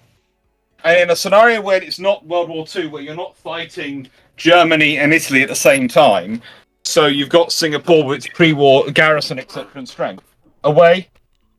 It's not going to be. It's not going to sort of have the same scenario. Singapore's going to have a far more entrenched garrison and a far larger garrison. Especially if it's the Japanese have gone after the Dutch East Indies first as a sort of soft target. So that's going to give them a heads up.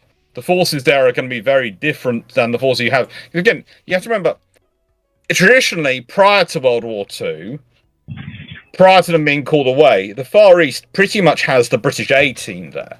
If you look at the senior officers from the army, the senior officers from the navy, etc., the people being posted out there, they're very good, very skilled people. But as time goes on, when you've got your primary warfighting theatres elsewhere, where do you send your best operators? And so the ones who are in the Far East, by the time the Japanese invaded in 1941, are, I don't want to call them bad, but they are the people who are war-worn, they are the people who are,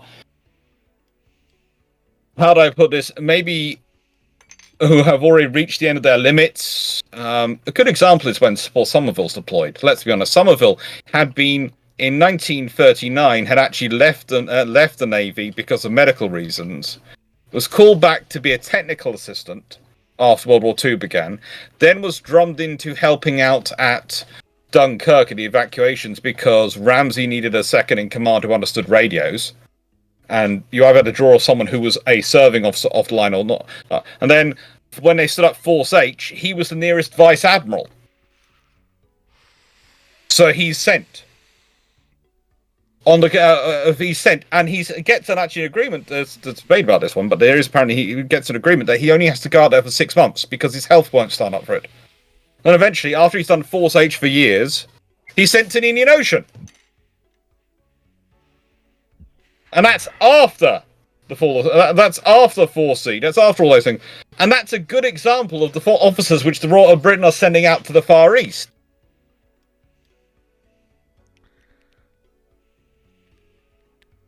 So this is the sort of the scenario in the scenario we're talking about, where for some reason Japan's decided to go for war, and America's decided not to keep out of it. The Japanese have attacked the Dutch, and the British Empire's getting involved. Then honestly, the British Empire can hold the line in Singapore, and they can then reinforce it, because again, the first reinforcing fleet from the Mediterranean is going to get there within 10 days. And that's going to be a good force from the Mediterranean fleet. And then after that's going to be coming troop ships from India, which might even arrive beforehand. And then coming from that, about another 5 to 10 days after that, is going to be the force from the home fleet. And then the British policy is quite simple to basically slowly push their way up against the Japanese. And in 1939, look at the carriers the Royal Navy has available versus the carriers the Japanese have available.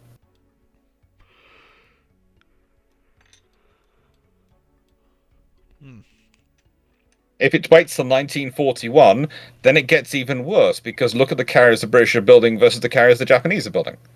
Because the British have a massive infrastructure advantage.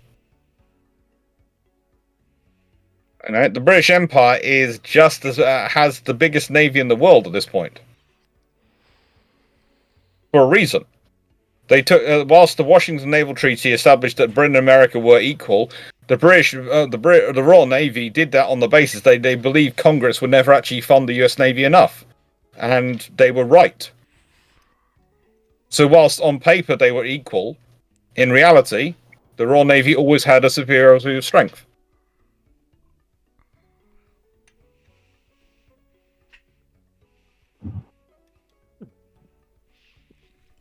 But the thing is, when World War II does happen, you have basically a scenario where the Mediterranean and the North Atlantic are pretty much left to the British, and the Indian Ocean is pretty much left to the British, and the Americans take the lead in the Pacific.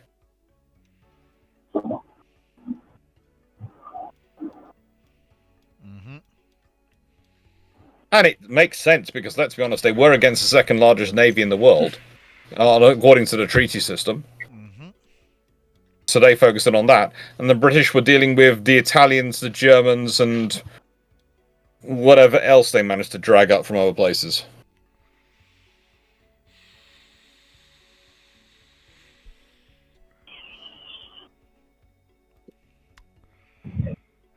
Right.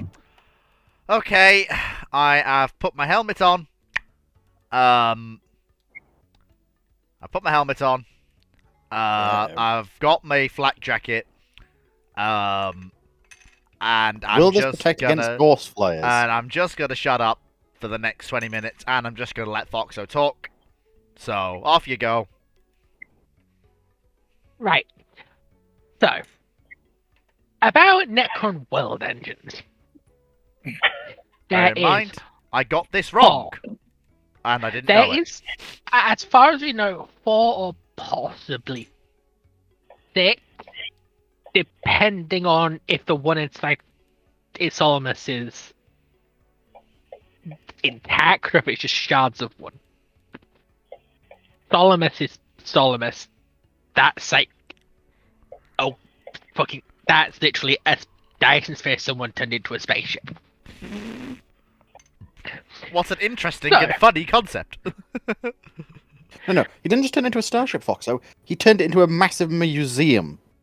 Well, yeah, it's not the internal volume of a solar system before the spatial compression. Like, Solomus is... The reason Solomus is Solomus. Now, this is And the I think- historian. This is the historian, isn't it, guy? The guy who likes to collect everything. Trajan, yes. I can Trajan, guarantee he's you this. I thought that was In the Trajan. nicest way, it's going to work because Trajan is a tinkering archaeologist / historian. Yes. It's going to work. Yes, Trajan describes himself as a hands-on archaeologist. Yes. Well, no, it's much more of a case if he's Indiana Jones. If Indiana Jones was stealing the relic from the people's hands who made it. Yep. Like, anyway. I still quite think literally Trajan might also be one of the other another of the facet of the king of of them, because frankly he's powerful enough that none of them seem to get away in his way. Silent King. Yeah, I mean, Because they He's had the himself- Silent King. I do wonder if Terrazan is another facet of him, or is a. It seems to me they all leave him alone. That's mostly because, well, honestly, they don't like him. Because they have the minor problem where he kind of borrowed a lot of stuff from other Necron warlords. Yeah. Trajan But the is thing is, they Trajan. haven't gone to try and get it back off him, have they? They have. That's the thing. And only one Necron's ever been successful. And that's a guy who has literal time travel. Because if anyone wants a book to read, Infinite and the Divine, where essentially Arkan and Trazen get into a court case. What? And Arkan keeps going back in time and changing the jury Wait. to try and get Trazen prosecuted and put to death. He does this over 10,000 times, and Trazen has the charisma that he can't get him executed.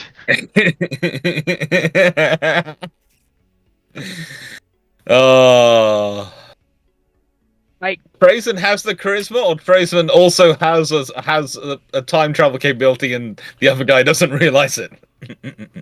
Trazen's his special ability is the ability to jump between bodies, which is why he dies a lot.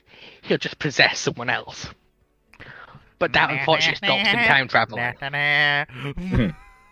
Because if he time travels, he gets transported to a body that's dead and he dies. Which is unfortunate. But essentially, aside from Solaris, there's 4 to 6 world engines. 2 have been destroyed. One was essentially ended up, I think it was like, in total, like 8 to 10 Space Marine chapters fought it. Several Imperial fleets. And it took the intervention of the Harlequins to bring down. With the Harlequins sabotaging its self-repair systems. And for context, one of these can solo a Tyranid Hive fleet. Like, not the Splinter fleet, the Imperium fights. The entire Hive fleet. I feel like that's As a we've seen, little bit overkill. When they're fighting the Tyranids, nope. Because it turns out stuff like High Fleet Behemoth, High Fleet Hydra, those are splinter fleets for the actual Tyranid force that the Silent King's woken up to fight. Oh. Or the But the Silent Imperium- King found, or the Silent King started by some of his accidental experiments a long way beyond the universe. I mean, yes, we don't know what the Tyranids are, though. Like, they could be an old There's one weapon evidence system, that we're not there's sure. old one creation. There's evidence that they're from a different galaxy. There's evidence that they are the eternal hunger from the born of the void that between galaxies. That they're essentially the universe's immune system against chaos. That would be Because funny. they're anti. Also, they're they're partly the Necron's fault. kind of. Kind of. You bloody Immune- sent them back in. You sent them back in time and scattered them across the galaxy. So basically, There's a reason why there is a reason why there's prehistoric Tyranids on Fenris. Their great Kraken is a Tyranid. Yeah, that's because we know from Orkan's stuff that the Tyranids won honestly, against the there's- Necrons. Yes. honestly, the funniest thing here is that the universe's immune system against chaos is just kill all sentient life with the Tyranids, and then I don't know, start again. I Well, guess. yeah, because if you kill all sentient life, because Chaos dies. Tyranids don't have souls. They actively repel the warp. So if you've eaten everything that feeds the warp, no more chaos gods. And we also know that they're attracted to massive sources of warp energy, including the Astronomicons, but interestingly, the Eye of Terror. Oh my god, the Chaos Gods are gonna have a whale of a time trying to kill the Tyranids. They can't stop it. And they can't. They already are. But anyway, back to World Engines, because it's the thing I'm pissed off with Fleet at.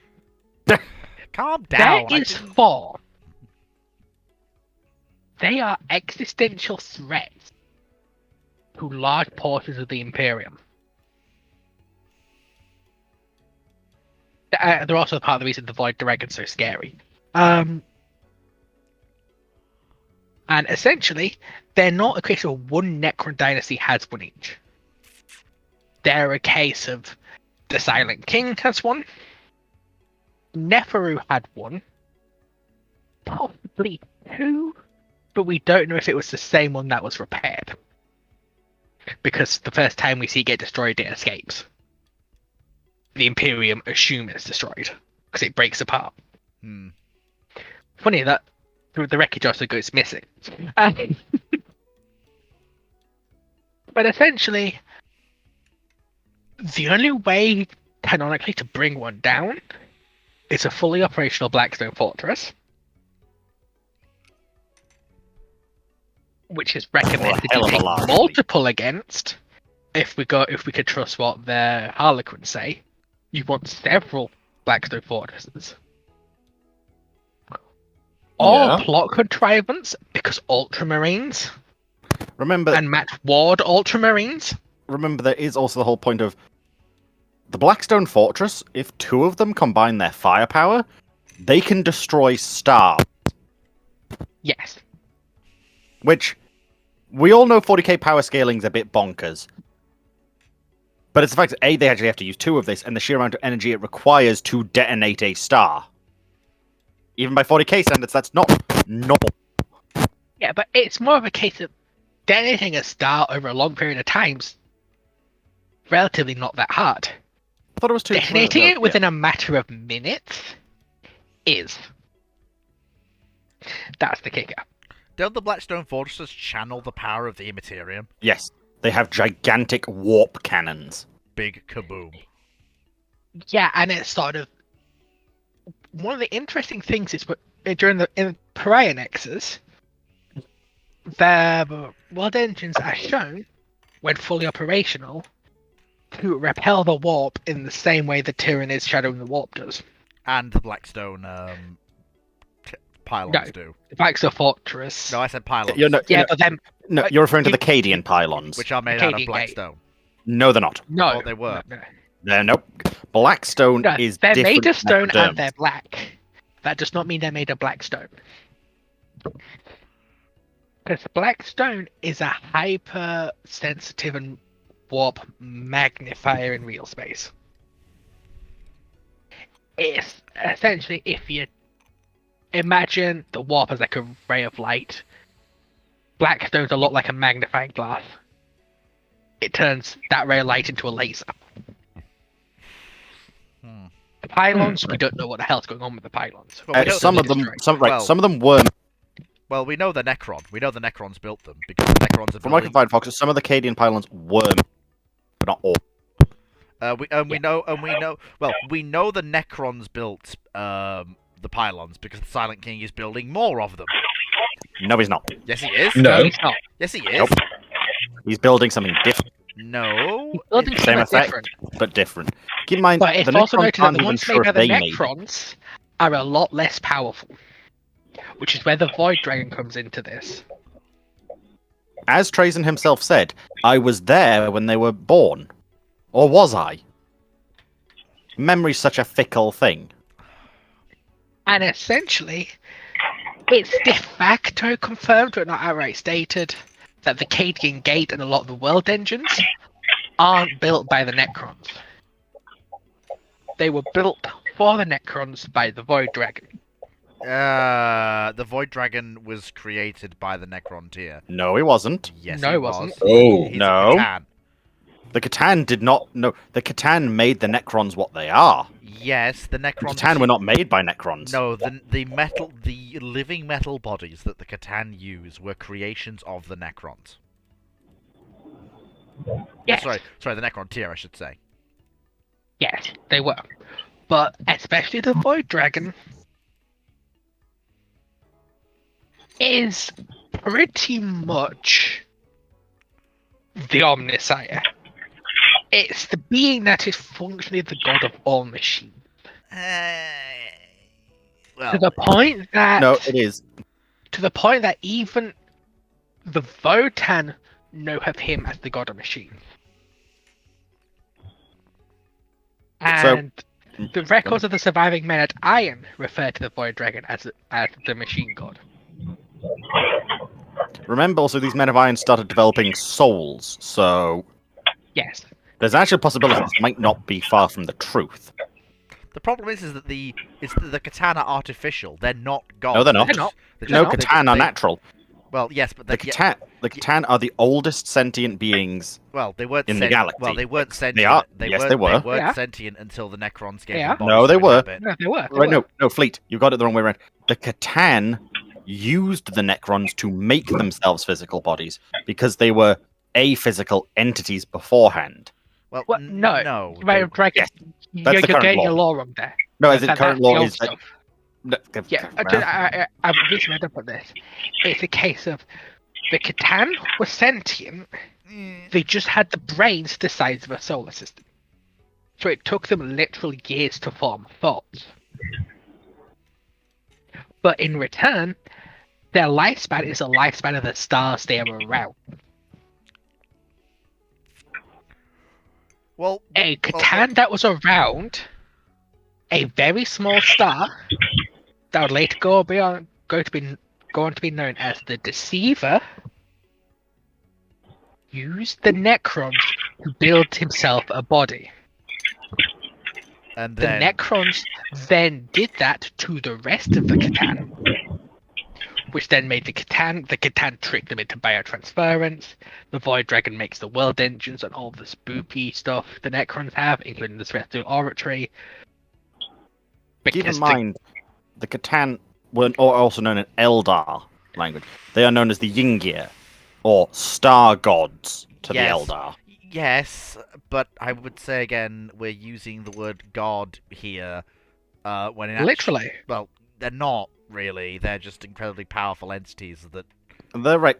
To point out, the They're Void gods. Dragon does have complete. As soon as he awakens, he has complete control over all technology in the galaxy and beyond. He innately controls it, can morph it into whatever he wants. He is omnipotent, omnipotent, and omniscient. How the heck did the Emperor In slap him across regards the to face, then? technology. How the heck did the Emperor put him to sleep then, or at least He put him to didn't. sleep? Basically, he just didn't let it wake up properly. Also, it's a strange thing because the Void Dragon, if you go by the Mechanicus books around the Nocturnal Labyrinth, there's a very strong sort of like if you read between the lines, it's almost a case of the Emperor and the Void Dragon are working together. Well, that didn't go so well, did it? Which That didn't go so well, it did did. it? It did. The Void Dragon alone is the reason the Chaos Gods refused to destroy Sol. During the Horus Heresy, they actively stopped Perturabo in the Solar War from just detonating the sun to destroy Terra and try and kill the Emperor. Because the Void Dragon's mere presence meant that the Chaos Gods didn't want to break open Mars and release the Void Dragon in its almost totality. Which is why you get this of Terra directly through the Solar War. That plus a bit of pushing by the Chaos Gods. Well, hey, Horus, wouldn't it be a good idea so that you beat him in person? Imagine the feelings of defeating the Emperor in hand-to-hand combat, proving your superiority.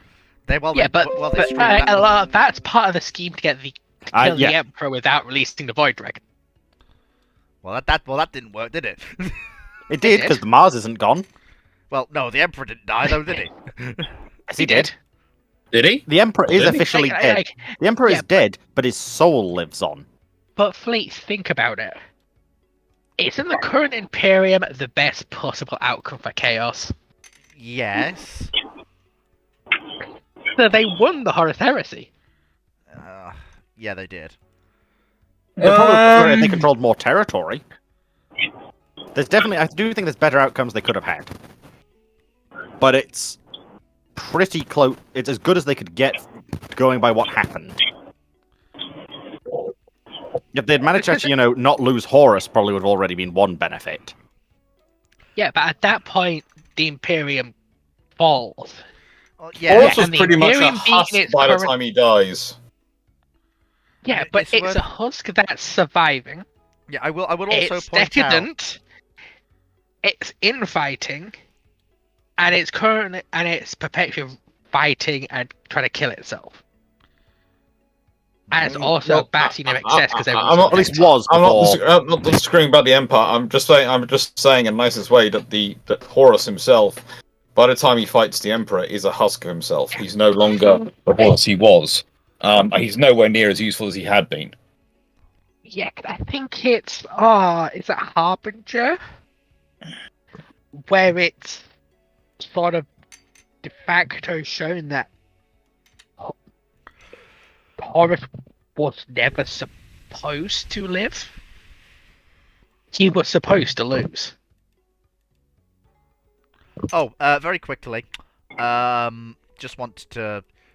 We have been at this for a while. If you want to wrap up, if you want to take the 4 minutes to 7 to wrap up, Fox, or anything you want to cover that you haven't already covered. See, this is why we need to do a proper sci-fi ramblings. Just one dedicated to actually random science fiction questions that people have. Yeah, we could. Put it in right. We still haven't done part 2. Yeah, so Fleet. First things first is the Imperium can and do fight at very long ranges because they have these weapons called lance batteries. I know what a lance battery is. This And is going it back can about 3 fire weeks at ago. planetary to planetary ranges. And they specifically get around stuff like Tau EMC because they plug in their navigators on any Imperial ship above a lunar into the sensor array so they can aim at a ship through its concentration of souls. Which is why, unless you're the Eldar or some degree the Tau, it's really hard to ambush an Imperial fleet because they can detect your souls. Secondly, it's a case of the Imperium is joked about how dysfunctional it is. But aside from the extreme cases, it's, for what it is, very functional and has beaten back literal dark gods for 10,000 years. Slight point also on the fact that a lot of people say the Imperium don't like technological progression. They actually do, it just has to come from the right places. Like, you can't just have some random person go, yes, this is the best thing to do. Because that goes entirely against the entire bureaucracy of it. But they would then look at that and go, well, why is this conclusion being reached? And spend a long time getting to the point of, is this actually a progression that we want or don't want? This is a general gripe. The Mechanicus aren't bloody stupid. Well, no. Of course they're not. They are incredibly intelligent and very good at what they do. So people ask, why don't they use all these STCs and other marks? Why don't they do X? Why don't they do Y? And the answer is the Chaos Gods and the Minute Iron. Because what we know of STCs, during the Cybernetic Revolt, when they were losing, the AI went scorched earth at all the STCs. Like, as we see with Lance Raider and his expedition to get the Land Raider, we're talking sort of there's AIs that will possess you, meat jack you, cause your head to explode, cause you to explode, teleport you into a sun, that are only kept at bay because the device they're on is turned off. Because there's also the current thing of apparently the Mechanicus do actually have one copy of every single STC known to man. They can, theoretically speaking, the Mechanicus never lost all their knowledge. The problem is they can't access it. You know, Yeah, because of this, it's a case of the STCs are essentially AI cores. And 99.9% of these STCs, standard template constructs, they're essentially what sort of precursor humanities used to build their technology.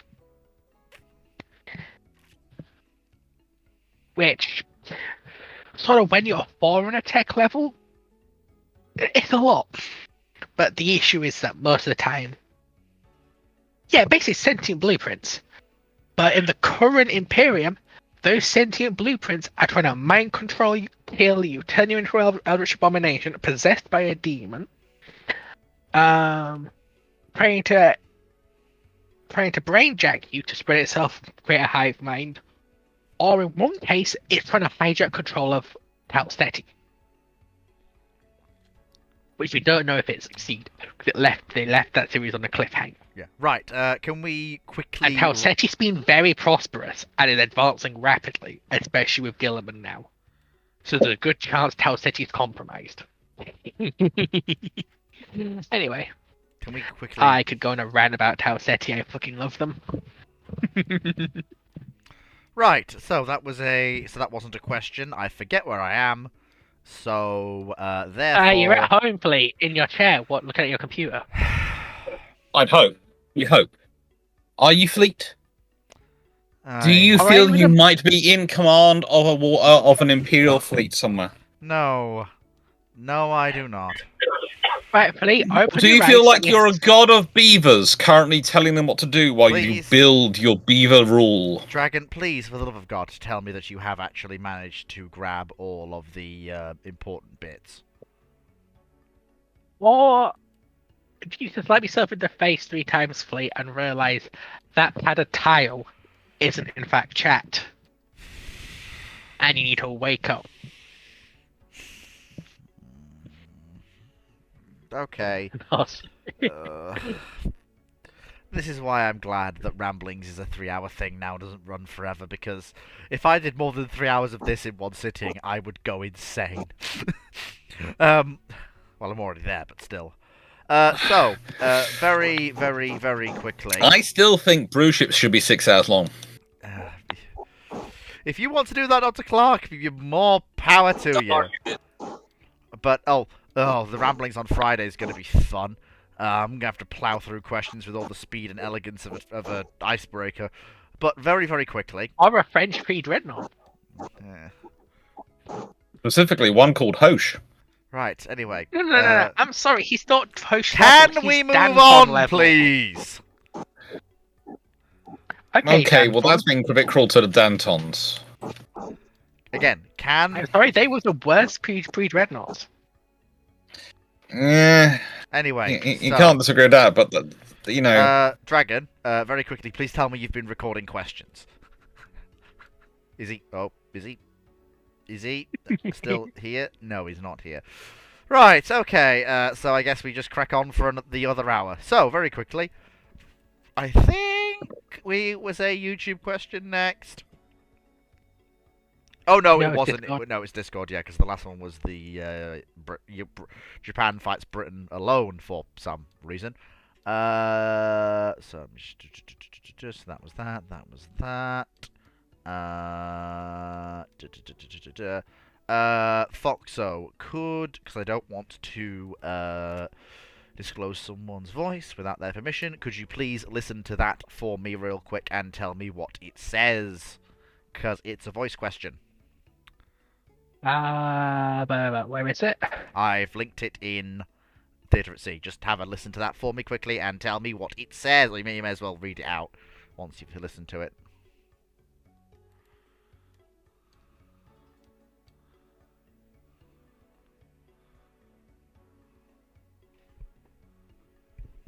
What would an independent Korea do in the 1980s?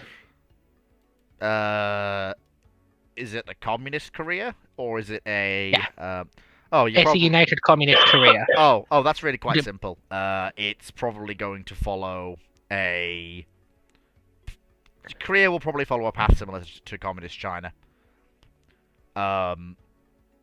Because a unified communist Korea does not have the same. The Kim family will find it very hard to develop the cult of personality that they were able to achieve through the Korean War, which historically occurred. In fact, they'll find it virtually impossible.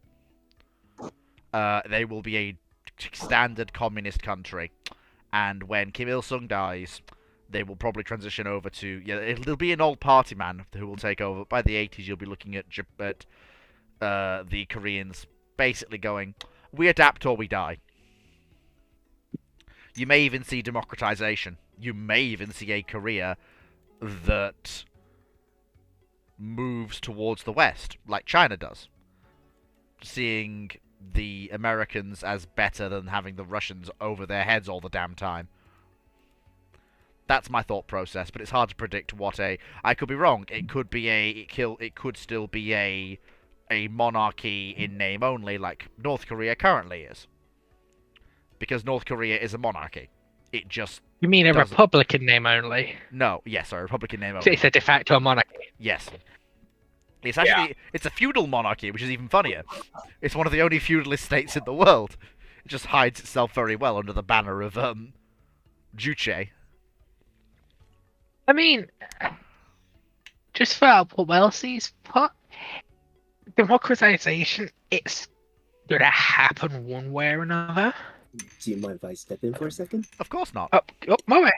So the entire problem with a united communist Korea is that it's very unlikely they're going to go down the Chinese route, mostly because Korea don't have the same level of competition and disagreement with the Soviets as the Chinese do.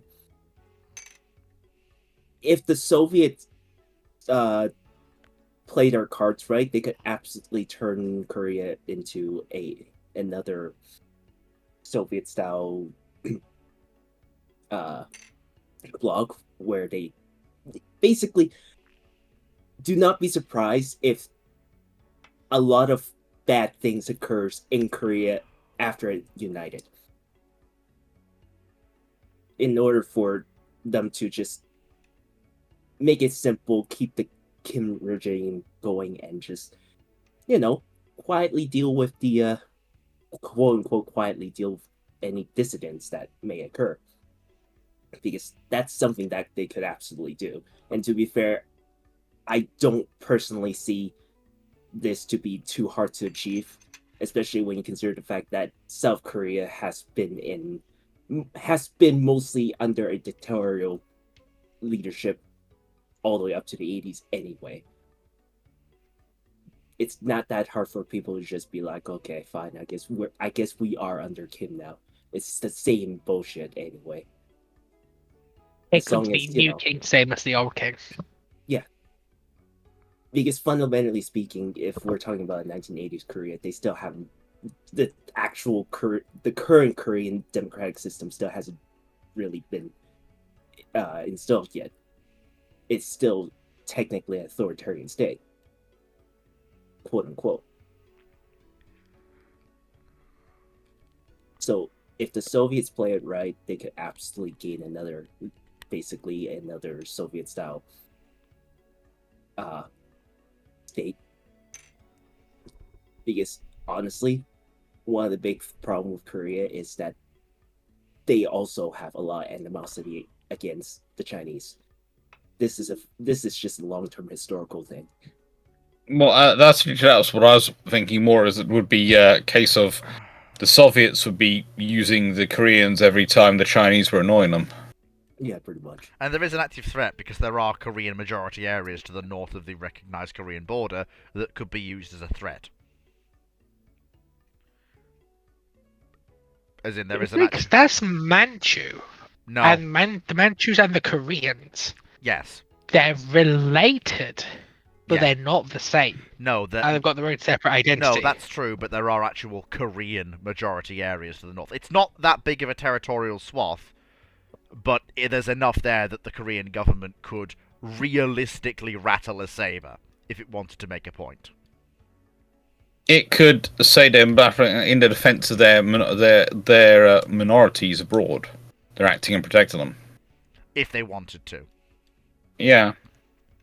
Or just try and claim protection over Manchus or something. Yeah, there are many ways that could be used against them. So next question is a YouTube question. So, Fate of Charnels at North Cape, British Empire, Hamana. Yeah, I suppose that's technically a question. USS Montana asks, I'm now wondering what happens when Germany suddenly gets a Yamato. When? I'm sorry, Fleet. It's quite obviously 11th century. Through the first Hanseatic crusade, League. they get to Yamato with us. I mean, fundamentally, does it matter when? Is there a period of time when Germany could actually run a Yamato? That'll be the fun thing. Mhm. Be a fun thing to see, but it would also be a case of if they had it and they get it, it's got to come to. They've got to get it prior to World War II, and again, so they get it. Let's say 1st of January 1939. What's that going to do? In the nicest way, does that mean on the 2nd of January 1939 the French troops are rolling across the border into Germany?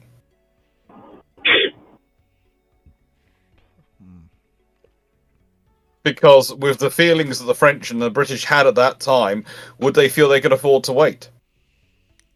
Hmm. I mean, if they Remember, do, some of the calculations on deterrence are based on the fact that they've got time to strengthen up their forces so they can pick a better time, and the Germans are going to take a while to rearm. Well, the Germans suddenly got that. They're going to This react. was going off. This was a point going off the previous point where someone mentioned, well, does Japan send 2 of these 10 new Yamatos to Germany? So it's probably appearing for, well, give or take travel time, it'll probably be like March 39. Yeah, but oh god, lord! It just in nicest way. That's a great that's a greater gift than you'd ever get out of love. For Japan to be giving them that, Germany must be giving Japan something of equal or greater value to the Japanese. So would the Japanese even be able to get a Yamato to Germany? No, they could do, but it's going to be a fun trip. Yeah, because I'm just trying to think of the logistics behind sailing it to that. Because that's got to be a good few stops at least. And to be Yeah, fair, when they get there, they're just going to be tallboy magnets. Yeah, but a tall boy doesn't come back for a few years. We're You've talking probably about got a large number of 1939. Wellingtons just dropping a lot of 500,000 and maybe, if you're unlucky, a few 4,000 pounders on you. Yeah.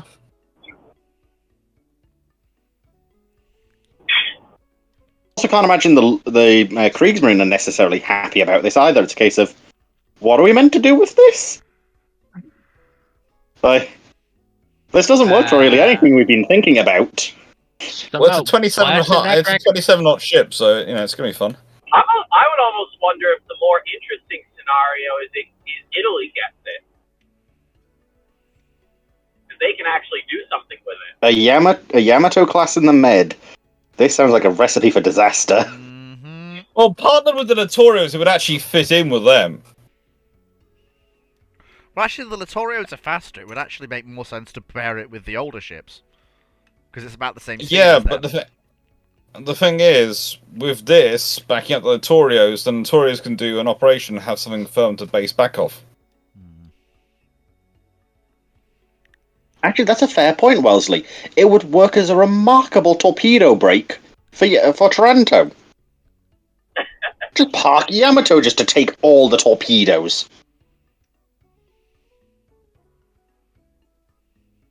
And that's true, but Gillo Chesrader really doesn't need any more bodyguards.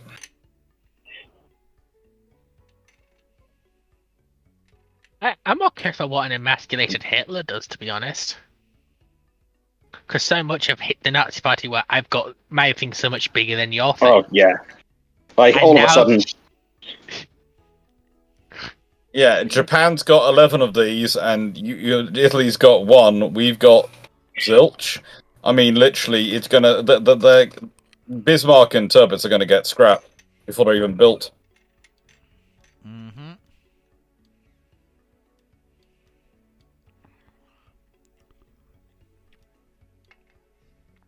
Also, hopefully this situation's slightly better for the mic, because I've decided at this point, to hell with it, I'm just going to swap it to my phone. Mm-hmm. Right, so, next question. Habada. Got another one for you, Foxo. So, Go again, on. just have a listen and tell me what he says. Are people now sending voice messages for Foxo? No, no, because the person who's asking the question is driving, and I don't like revealing No, no, people's it's voices someone on... who's supposed to be on your stream before this time. It's Archon. No, but he's not been heard on Ramblings. That's the thing, which goes out So, public. he was asking something about what's the legitimate biggest size of cruiser sub you could get. Are we looking at like is Surcouf like the Yeah. biggest Well- viable thing? Well, or can if we you're go even bigger? there's two ways to look at this. Now, the biggest physical submarine you can get is basically only limited by how large you physically want to go. It is theoretically possible to get a vessel that can submerge the size of a battleship and can then surface again. However, Is it? that it is technically possible, it is technically doable. Just I always about. thought that ballast, the bigger your ship is, the more exponential more ballast you need to control it. Yeah, this is why I say it's So there's te- got to be a this point is- where this you is can't what- get enough ballast to This is why I say sort it's of tech- compress it together. This is why I say it's technically possible. In reality, you would have to be insane to attempt it. So the You could big probably do with pump jets if you use them as actual inflow and outflow. well. Yeah, basically, you would have to actually use an almost VTOL style system, Hmm. like an F-35 style system or Harrier style system, to control the flow. To try and use that to counterbalance things, but that's just going to create ripples on the surface the whole time, which is going to reveal your position. So In reality, it's an interesting thing to think about. yeah, but in reality, if we're talking about the largest cruiser submarine you could build as an actual submarine in the period where those are viable, you're talking about a vessel of about, well, we know how large submarines got in reality, with things like the Typhoons. Well, the thing is, that's also with advanced, the multi-hull design, and they've also got much better metallurgy at that point. Yes, that's true, but what I mean is if we have the Typhoons as an end state, which is where we know submarines can get to with more advanced technology, I think you're looking at a vessel of about 15 to 16,000 tons as the physically largest submarine you could build, and as a cruiser sub, in which you would arm basically equivalent to a conventional heavy cruiser.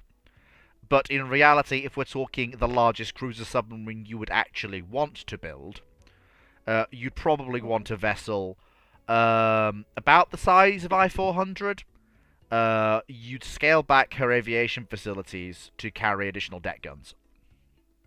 But about the size of I-400 is about the biggest you'd want to go for a cruiser submarine. So you'd still carry a float plane in a hangar, but you'd also carry more anti-aircraft guns and probably 3 6-inch guns. I would almost wonder if you could take a cue from the Typhoon in the cruiser submarine, because what if instead of having the turret actually penetrate the pressure vessel, you have two pressure vessels and you stick the turrets between them, and the turrets just flood when they're underwater. The problem you've got is that by the time cruiser submarines are a thing that nations are considering, we're well before. Like, you have pressure hulls and then casings. That's been a feature of submarine design since almost its inception. But double-hulled submarines are not something you see until you get towards the middle of the Cold War. Was that just because of lack of necessity, though? Yes. Shouldn't that hard for someone to come along and say, wait a minute, we can do this? Yes. Because the outer hull doesn't need to be pressure bearing.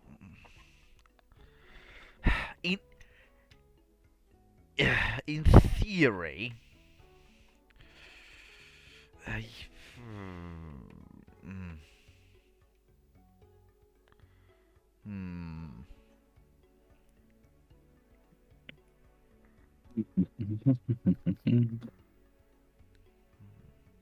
In theory, but But in reality, you also run into, like I say, practicality, which is... Oh, yeah, absolutely. This would be a horrendously impractical vessel. I'm just trying to figure out a way we can make it work. But this is what I mean in terms of you really can't without making... Like I would say, the reality is the largest cruiser submarine you're going to get to is something like I-400, and you'd either carry a pair of Surcouf-style inlaid turrets, or you'd have a float plane with a hangar, a couple of deck-mounted 5 to 6 inch guns, and a smattering of automatic cannon for air defense. That would be your submarine. So, YouTube question. So that was that. Something for the Yamato. How many? 1981 for Foxo. In Azure Lane, if you were the commander, what holiday celebration would you want to see the most? Oh. Oh.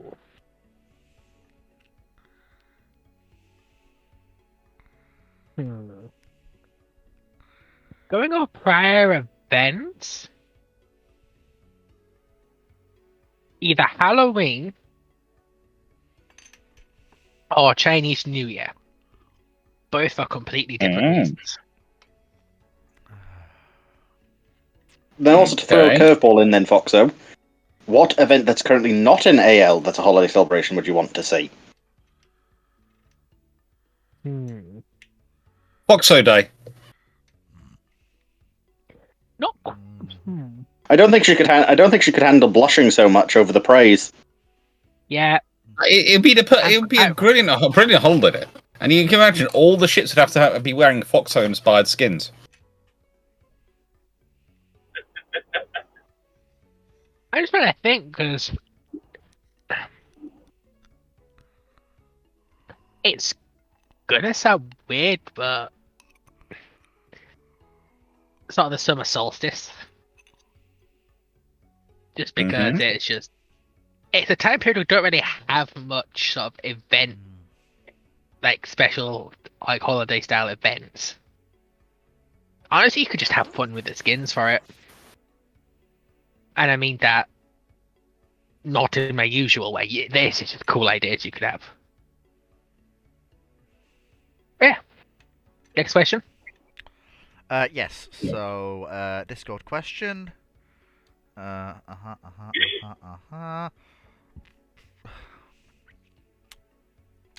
Admiral Lee specifically cited chopped operations with CVs as the heavy unit is the reason his heavy units were not ready to engage at a night combat at the Battle of the... Oh, this is related to the previous question about battleships, so I'll address it briefly. Chopped operations with CVs is the reason his heavy units were not ready to engage a night combat at the Battle of the Philippine Sea. Halsey's failure to establish Task Force 34 until after the Battle of Samar joined might have gone differently if it was doctrine for the BBs to sail together. Is this not a reason to reconsider how BBs were deployed? No, it is not. To be blunt, Task Force 34 existed. Halsey didn't establish it. It existed as part of the American command structure. It just wasn't an independent entity under... it was grouped under the fleet which Halsey was commanding. It just wasn't operating independently under Lee's command. It wasn't established after Battle of Samar. It just was a separate entity after that point until it was refolded back into the primary task group. And yes, Lee is correct that his BBs were operating with CVs, and they were not ready to engage in night combat at Philippine Sea, as far as he was concerned, because he hadn't had enough experience in it. But that wouldn't change if the battleships were operating independently, or in squadrons, or not with the carriers. Because, apart from Guadalcanal, there are no major fleet actions that the battleships could get involved with, or no major surface assets that the battleships can go and fight at night or in the day if you separate them. And they're actually more useful providing that heavy escort to the carriers. And I'm sorry, but if you separate off the battleships from the carriers to go and do their own thing, you're just basically saying to the IJN, please, please, please, please, please, with a cherry on top, why don't you come and bomb us?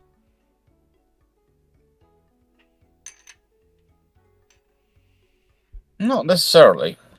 Depends where they're operating. Yes, I am aware of that, but if you're operating in a heavy combat environment prior to 1944, when the Japanese still have reasonable numbers of both carrier and non-carrier aviation,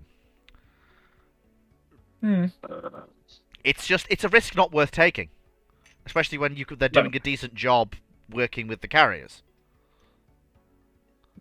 Which So case of it's probably would be better for the battleships themselves. Just because having the incentive and the doctrine to train for night fighting is useful.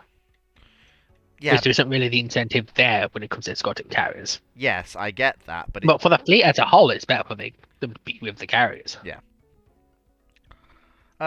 so next question from Night61 on YouTube: wouldn't a HMS Eagle style Admiral class carrier conversion use Hood's propulsion system? That's an interesting question. Or would they have a different? That's a thought. They would have. They had a similar propulsion system. They had a similar one. Yeah. Because they just used what they were already being fitted with. So the Admiral class battlecruisers. The fact is, though, the sister ships weren't getting quite the same propulsion system that Hood had.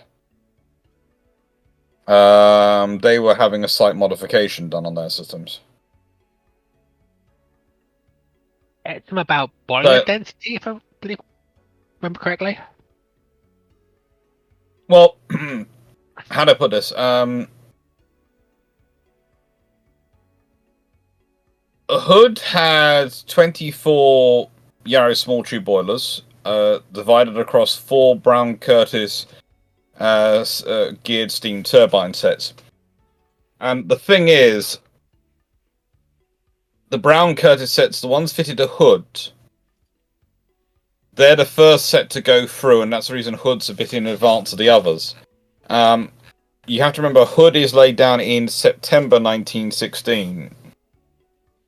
The others are laid down October and November 1916, and so very much Hood gets the first one of the batch. They check and pass it off, and then they make the ones following class members. So what they were getting in terms of engines, and they're the ones being built by Anson, Howe, and Rodney, and those Anson, Howe, and Rodney being built by Armstrong, Whitworth, and Ellswick, Camelot and Birkenhead, and Fairfield and Govan. They're each getting modifications done. Now, you can argue that John Brown, because they're putting and making Hood themselves, are going to put in the very best engines they can into the John Brown construction, and there is a certain scenario with that one. But the reality is, John Brown tend to work, especially when they're producing engines. Brown Curtis, they tend to want to iterate and improve on every single one. It uses the same parts, but it is slightly better. So that's the first one out of the molds. The first one out of the... That's going to be of them the least well-performing version of them.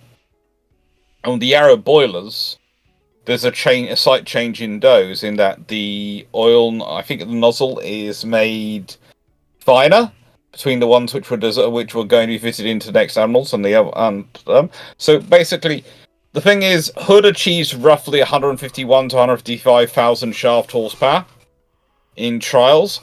I wouldn't have been surprised if the Admiral class ones could achieve 160,000 shaft horsepower in their trials. The remainder of them. And if you make them a carrier where they're going to be far less heavily armored even than the battlecruiser Hood, that could be an interesting effect on their speed. Mm-hmm. Yeah. It's probably gonna rise up even more in the water when it's going at high speed. So, which means it's probably going to plane slightly more, which means it could lower friction, increase speed. So it could be talking about a 30. Yeah, we could be talking about something which could be very fast when we want it to be. Very, very fast.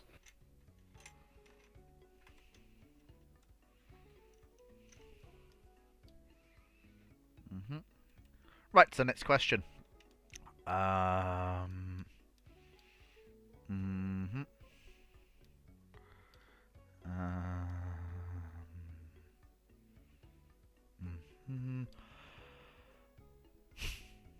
This is one for Dragon. Brandon Larson asks, "What if the Vuzan Vong invaded just prior to the Sith Imperial War? Didn't we already? I think didn't we already do this one?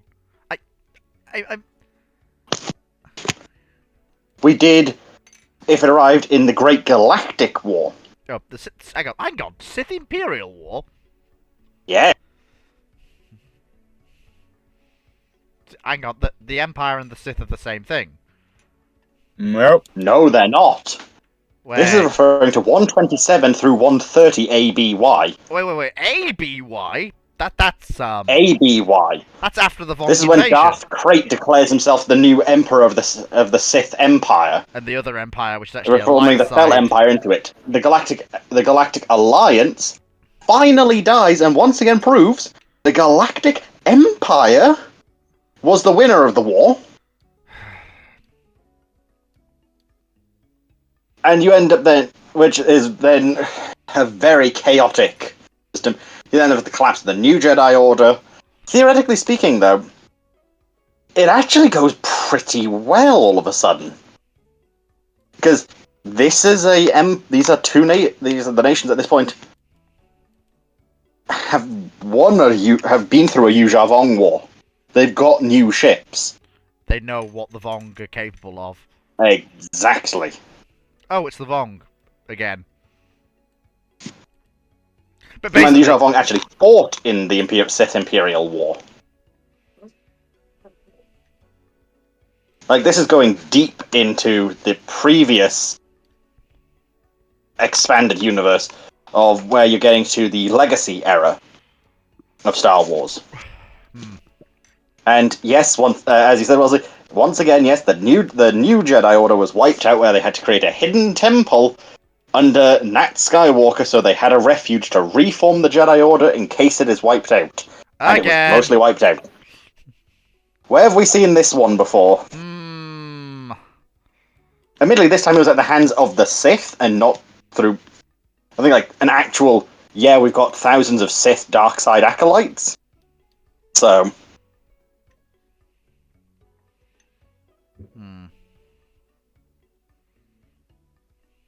Is it me, or honestly, in my opinion, it probably goes pretty well. the Jedi really need to do a better job of long-term planning?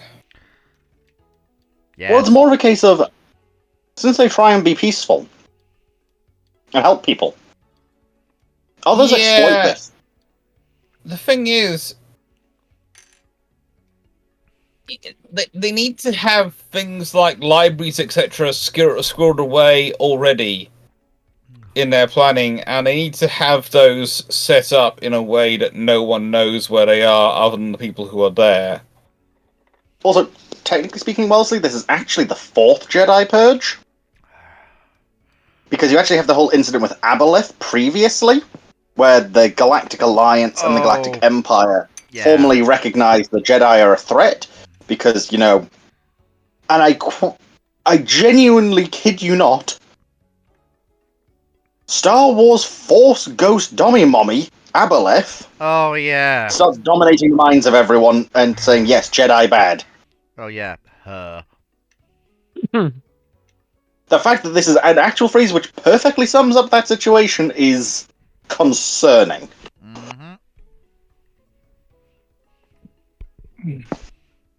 We honestly, as much as the people insult the old Jedi from the Clone Wars era, they are the Jedi who managed to live the longest at like 600, over like 1,000 years. So, And they and Palpatine almost didn't get away with it. He almost failed the 11th hour. He didn't, but he almost did. No, he did.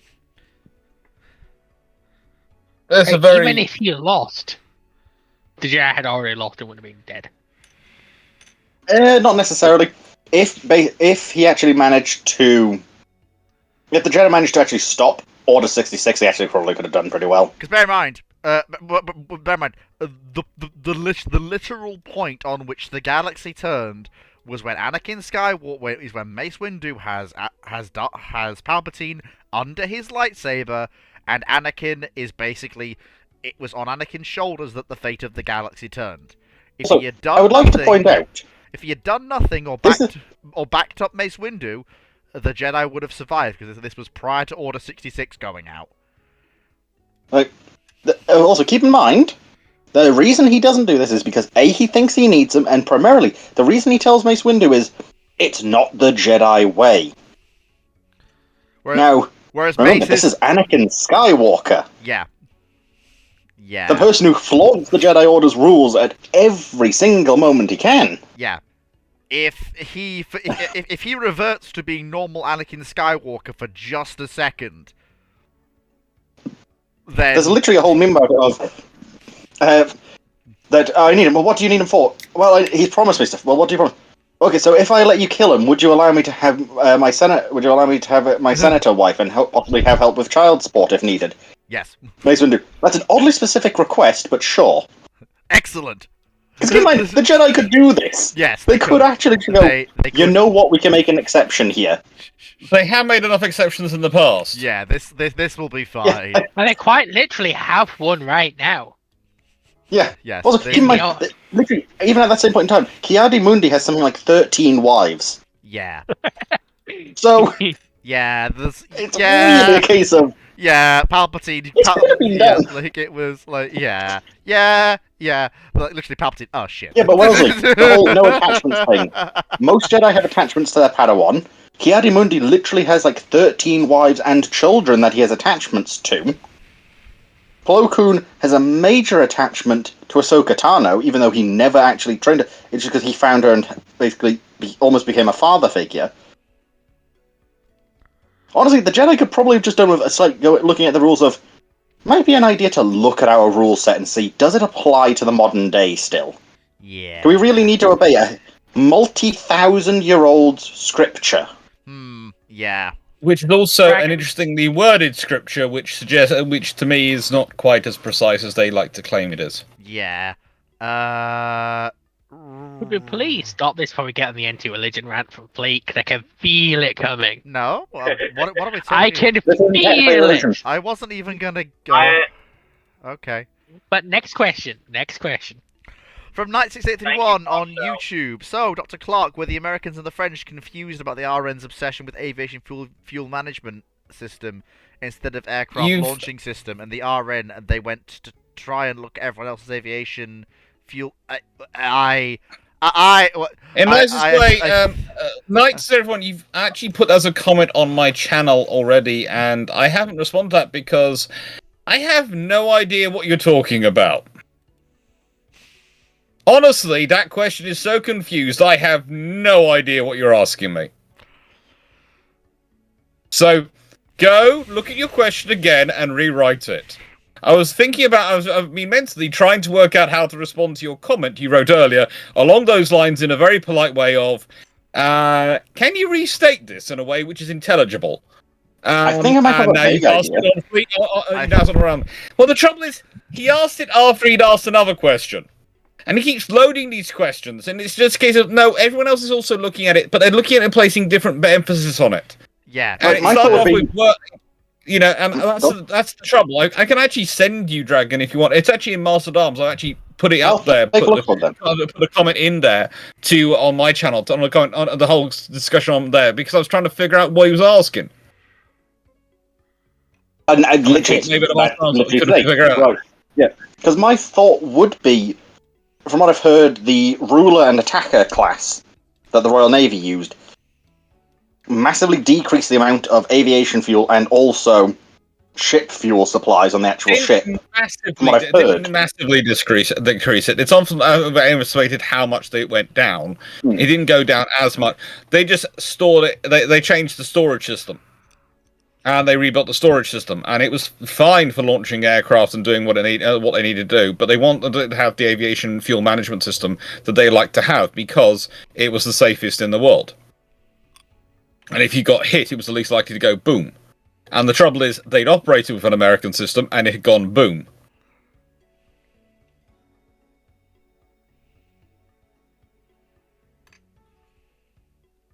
But that's more because the American system was designed around operation, and this is the trouble. The Americans admitted this themselves later on in the war. Basically, the Americans designed a system which was designed to be operated by people who were professionals in the 1920s and 30s, who'd been in the Navy for years and understood everything intimately. The British had designed a system which was idiot-proof. Because the British were decided to designed it around what had happened to them in World War I. And the kind of navy they'd been dealing with in mass mobilization in World War I. and long-term issues with that. And basically, you've got people who have been in the service maybe 6 months, who are operating these systems under stress, under pressure. Things will go wrong. You have to design it to be operated by that person who's not at their fullest, rather than the person who's been in the Navy for 5-6 years, is operating peacetime, knows the manual backwards and forwards, sideways, is a stone cold artisan at their job. And that's it. How do I put it? There's nothing wrong with the system. It's just it's designed around those things. And when the British look at their system, they go, "No, we want a system which drains itself back and all these things," because they'll say it makes it less likely to be a fire hazard, less likely to be issues with things going boom. Okay. On Discord, Brandon Larson asks, "What is each member of the panel's favourite Tom Clancy book and why?" I'm sorry, I'm a sucker for Never read it. I'm a sucker for Red Storm Rising. I'm sorry, Red Storm Rising is a fantastic book. Did it get all of it? Did it get all of its facts right? No, it didn't. But it was a good attempt. I'm sorry, Fleet, you're wrong. The Hunt for Red October. I was going to say Hunt for Red October personally. It's favourite books, which therefore Yeah. means we're all right. Which you got? I'll be honest, too. I have an embarrassing confession. I've only read Hunt for Red October. Yeah. To be fair, Fox, technically speaking, he is correct. It is about his favourite books. So to a degree, he is right that everyone is correct here. Mm-hmm. But you're also right, because he is entitled to have the wrong opinion. Yeah. Just because he's wrong, he is entitled to it. But it's just a case of the reason why I like Red October so much is it's a surprisingly good sort of beginner's guide to the Soviet sort of political system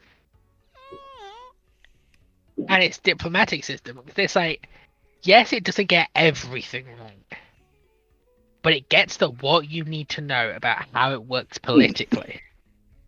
There's And definitely stuff some like weird bits. it's just like when some of the political officers come up, and it does a very good job of showing the Soviet Navy as the Soviet Navy. Yeah. Just To be how honest, politicized it was. probably one of my favourite things about Hunt for Red October, especially the book compared to the film, is the British involvement. Is the British involvement. Because in the film, the Brits literally say, "Yeah, we got these pictures from MI6."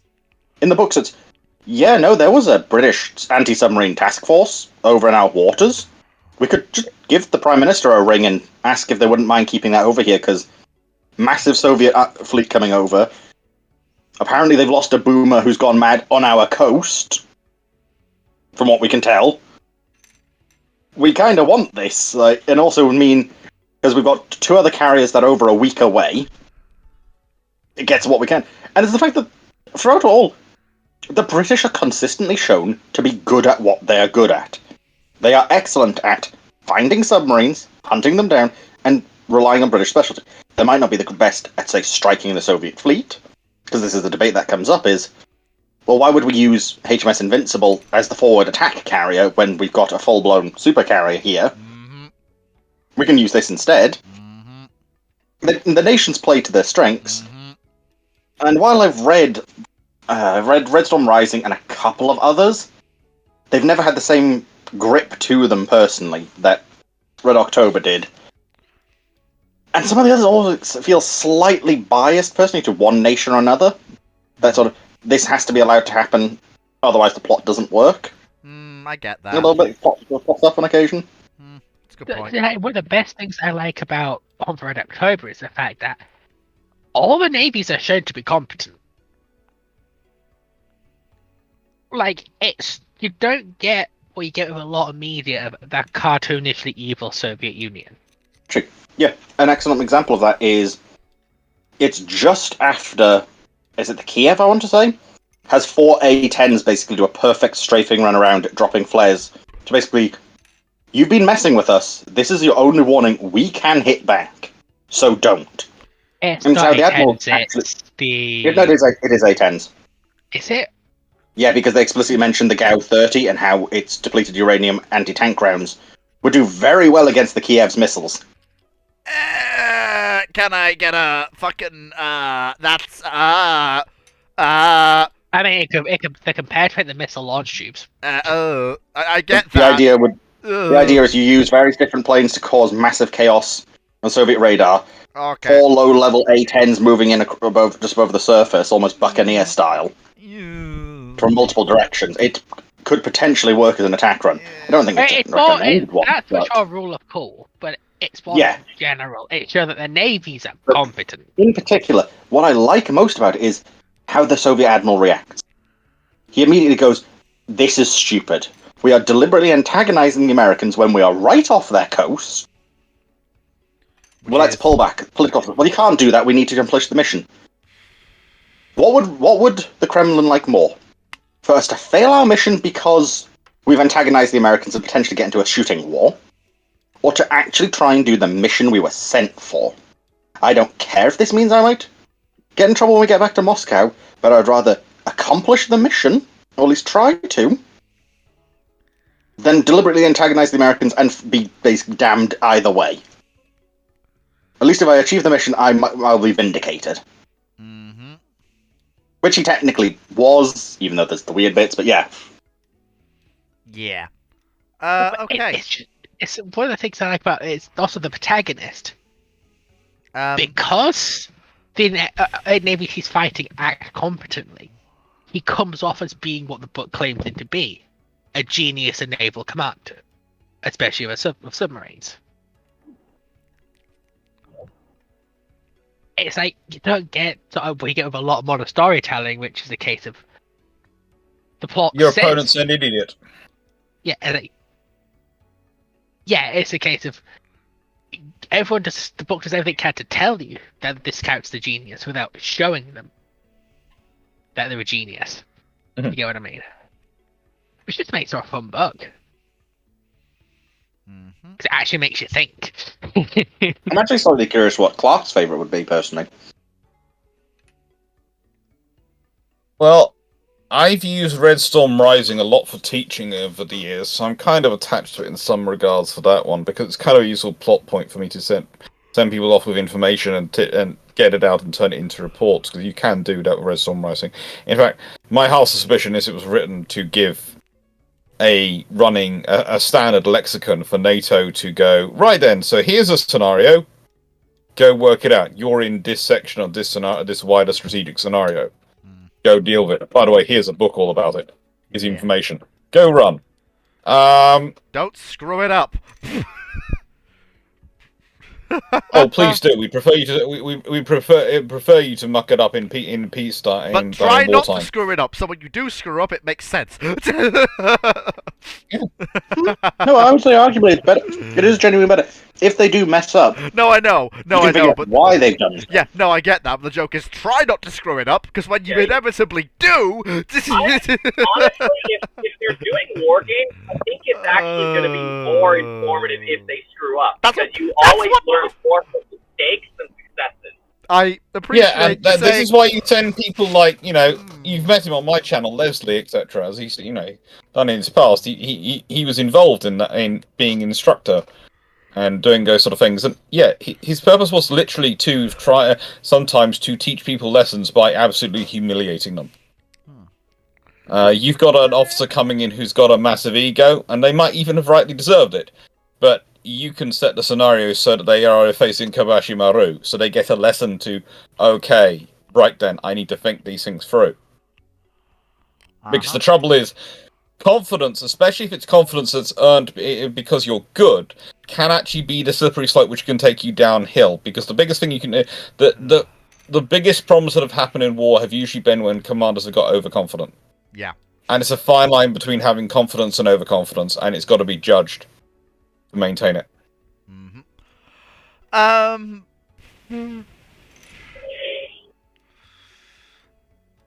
Right. So, with 10 minutes to go until we round up, I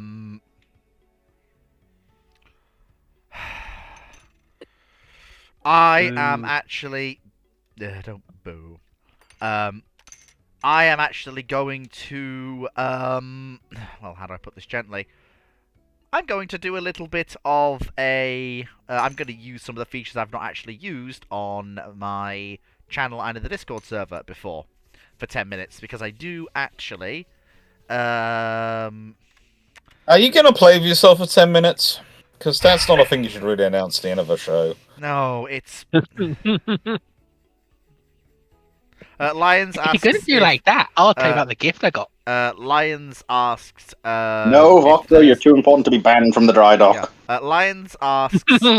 Lions asks if you're going to do a stream after this, Dr. Clark. I'm going to make sure the video has uploaded in terms of today's Battle of Barrett Sea, and if it's actually going to upload on time, because today I've also had the fun of BT's gone down. There's someone put something through the cable not far up here. I had an electrician turn up because he'd left stuff here, and then we found there was another issue. All sorts of fun things. But if it's uploaded and it's all fine, then I will be doing a Twitch stream later on, and probably be doing something with Red Alert. If not, it'll be tomorrow night. There'll be a live stream, and the video will probably be tomorrow night as well. If it's at that point, or maybe it'll be uploaded, and I'll work it out basically. Well, gentlemen, this is the first time we have a poll on the YouTube channel and on Discord. Are people enjoying ramblings? Also, Clark, you might want to consider adding a ping for when you start to stream on your server. But I keep missing like half your streams. No. It's supposed to. It very much doesn't. It pops up in the announcements, but there's no actual pings for, hey, this is going on. I would say almost you might want to consider also for your Twitch streams if Runon can figure out how to integrate that. I'm going to have to have a conversation with my bots, aren't I? And make sure they're actually working and tune them up again. It's a trouble. I kind of get the bots working, and I don't like to touch them because they're supposed to be working, but then they sort of slowly seem to degrade themselves. Because you have the bosun's mate, which does it always. Whenever you upload a video, will immediately say this is what it is, but there's no actual ping or anything for it. Yeah. Well, I'll have a chat about it. I am actually really pleased. That is 100%. That is 100% majority. Of yes. Here, they didn't like you, Fleet. Unless it's you, Keith. No. Who's decided to go? Yeah, like genuinely, if people didn't like you, they wouldn't turn up. You're genuinely you're the right amount of information most of the time, and be fun. Enjoying, they wouldn't have sat through 3 hours of it. Well, it's gotta be good. I do feel sorry. Just want to say for Drac, bless him. He accidentally fell asleep yesterday on Saturday. And he was like apologetic yesterday. He's like, he fell asleep. He says, "Don't worry about it." Like I said to him, "You're one of the hardest working people I know.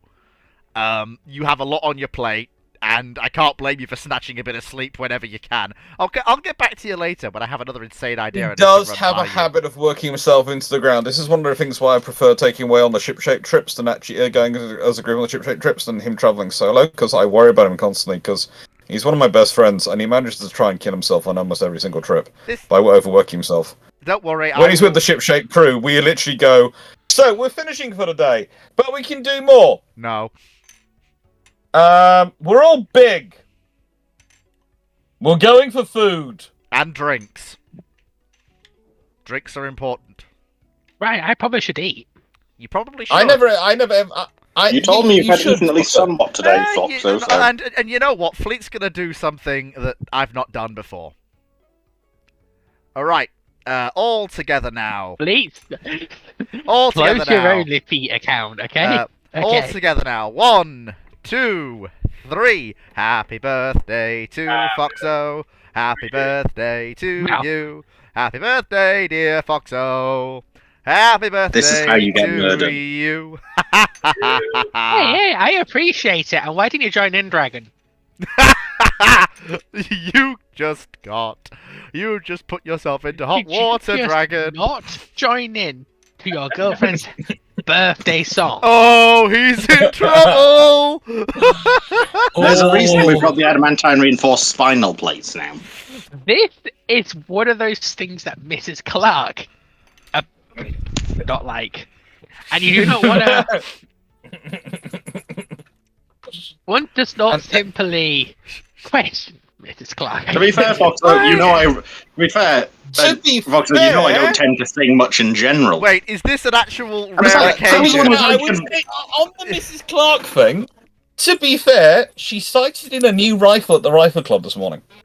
And to be fair, Foxo, considering I already knew I was in hot water because I was correcting you on how to sing earlier, because you were miss-singing Katusha. Oh, on her birthday! Are you her boyfriend or her life coach? Both. Both. Anyway, Dragon, you will sing me happy birthday now. Oh, later, sure. One. I've currently got pizza. I'm currently eating pizza. Oh, no, you gotta do it. You gotta do it. You gotta do it. I'm sorry, Dragon, but gotta do you it. have no choice in this matter. Oh, and like all of YouTube chat is saying happy birthday, Foxo, as well. They're all saying it. Yes, there will probably be post Ramblings Hoy because people seem to want it. Which one even would it be? Why? It would probably be. I'd probably whip up birthday game for Foxo. AAA batteries? I see. Yeah, birthday game for Foxo. Yeah, because that's what Dr. Clark said. I'm going with that. Where Foxo gets to got as many Yeah. battle cruisers as she wishes for. Yes. I Obviously, we play the hit mod Redstone. No, not Redstone Rising. Not Red World. The Fire Rises.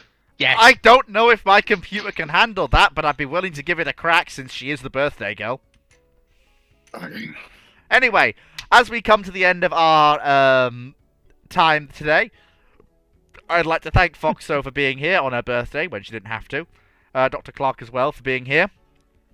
Dragon, of course, is in the naughty corner for not singing happy birthday to his girlfriend. Moe is here, as always. Guy is also here. The Dutchman!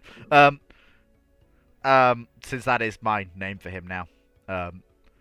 And for the rest of you on YouTube and Discord, thank you very much for coming.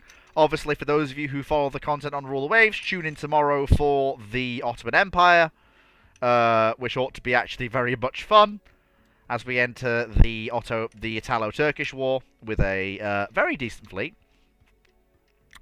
Excellent. So, and also, it'll be much easier to see what's going on, because I have actually finally realised that my computer was, for some reason, not only was it making the screen less detailed when I was streaming, but it was also compressing the stream to less than my actual screen's resolution.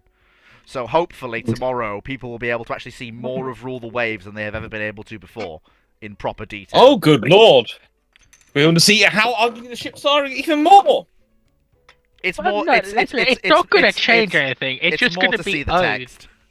It's just going to be this spreadsheet's slightly higher fidelity. Yeah. Than this spreadsheet. Yeah, it is. But at least to be able to read It's like, it. oh my god, it's such a big jump going from Google Docs 2024 to Google Docs 2025. It's amazing. There's like 7 more pixels here. Right. So. Oh yeah. Thank you everyone for coming. Take care, folks, and I will catch you all next time. If you are all joining us for Foxo's Birthday Hoy game, please join us down in Event Room 1.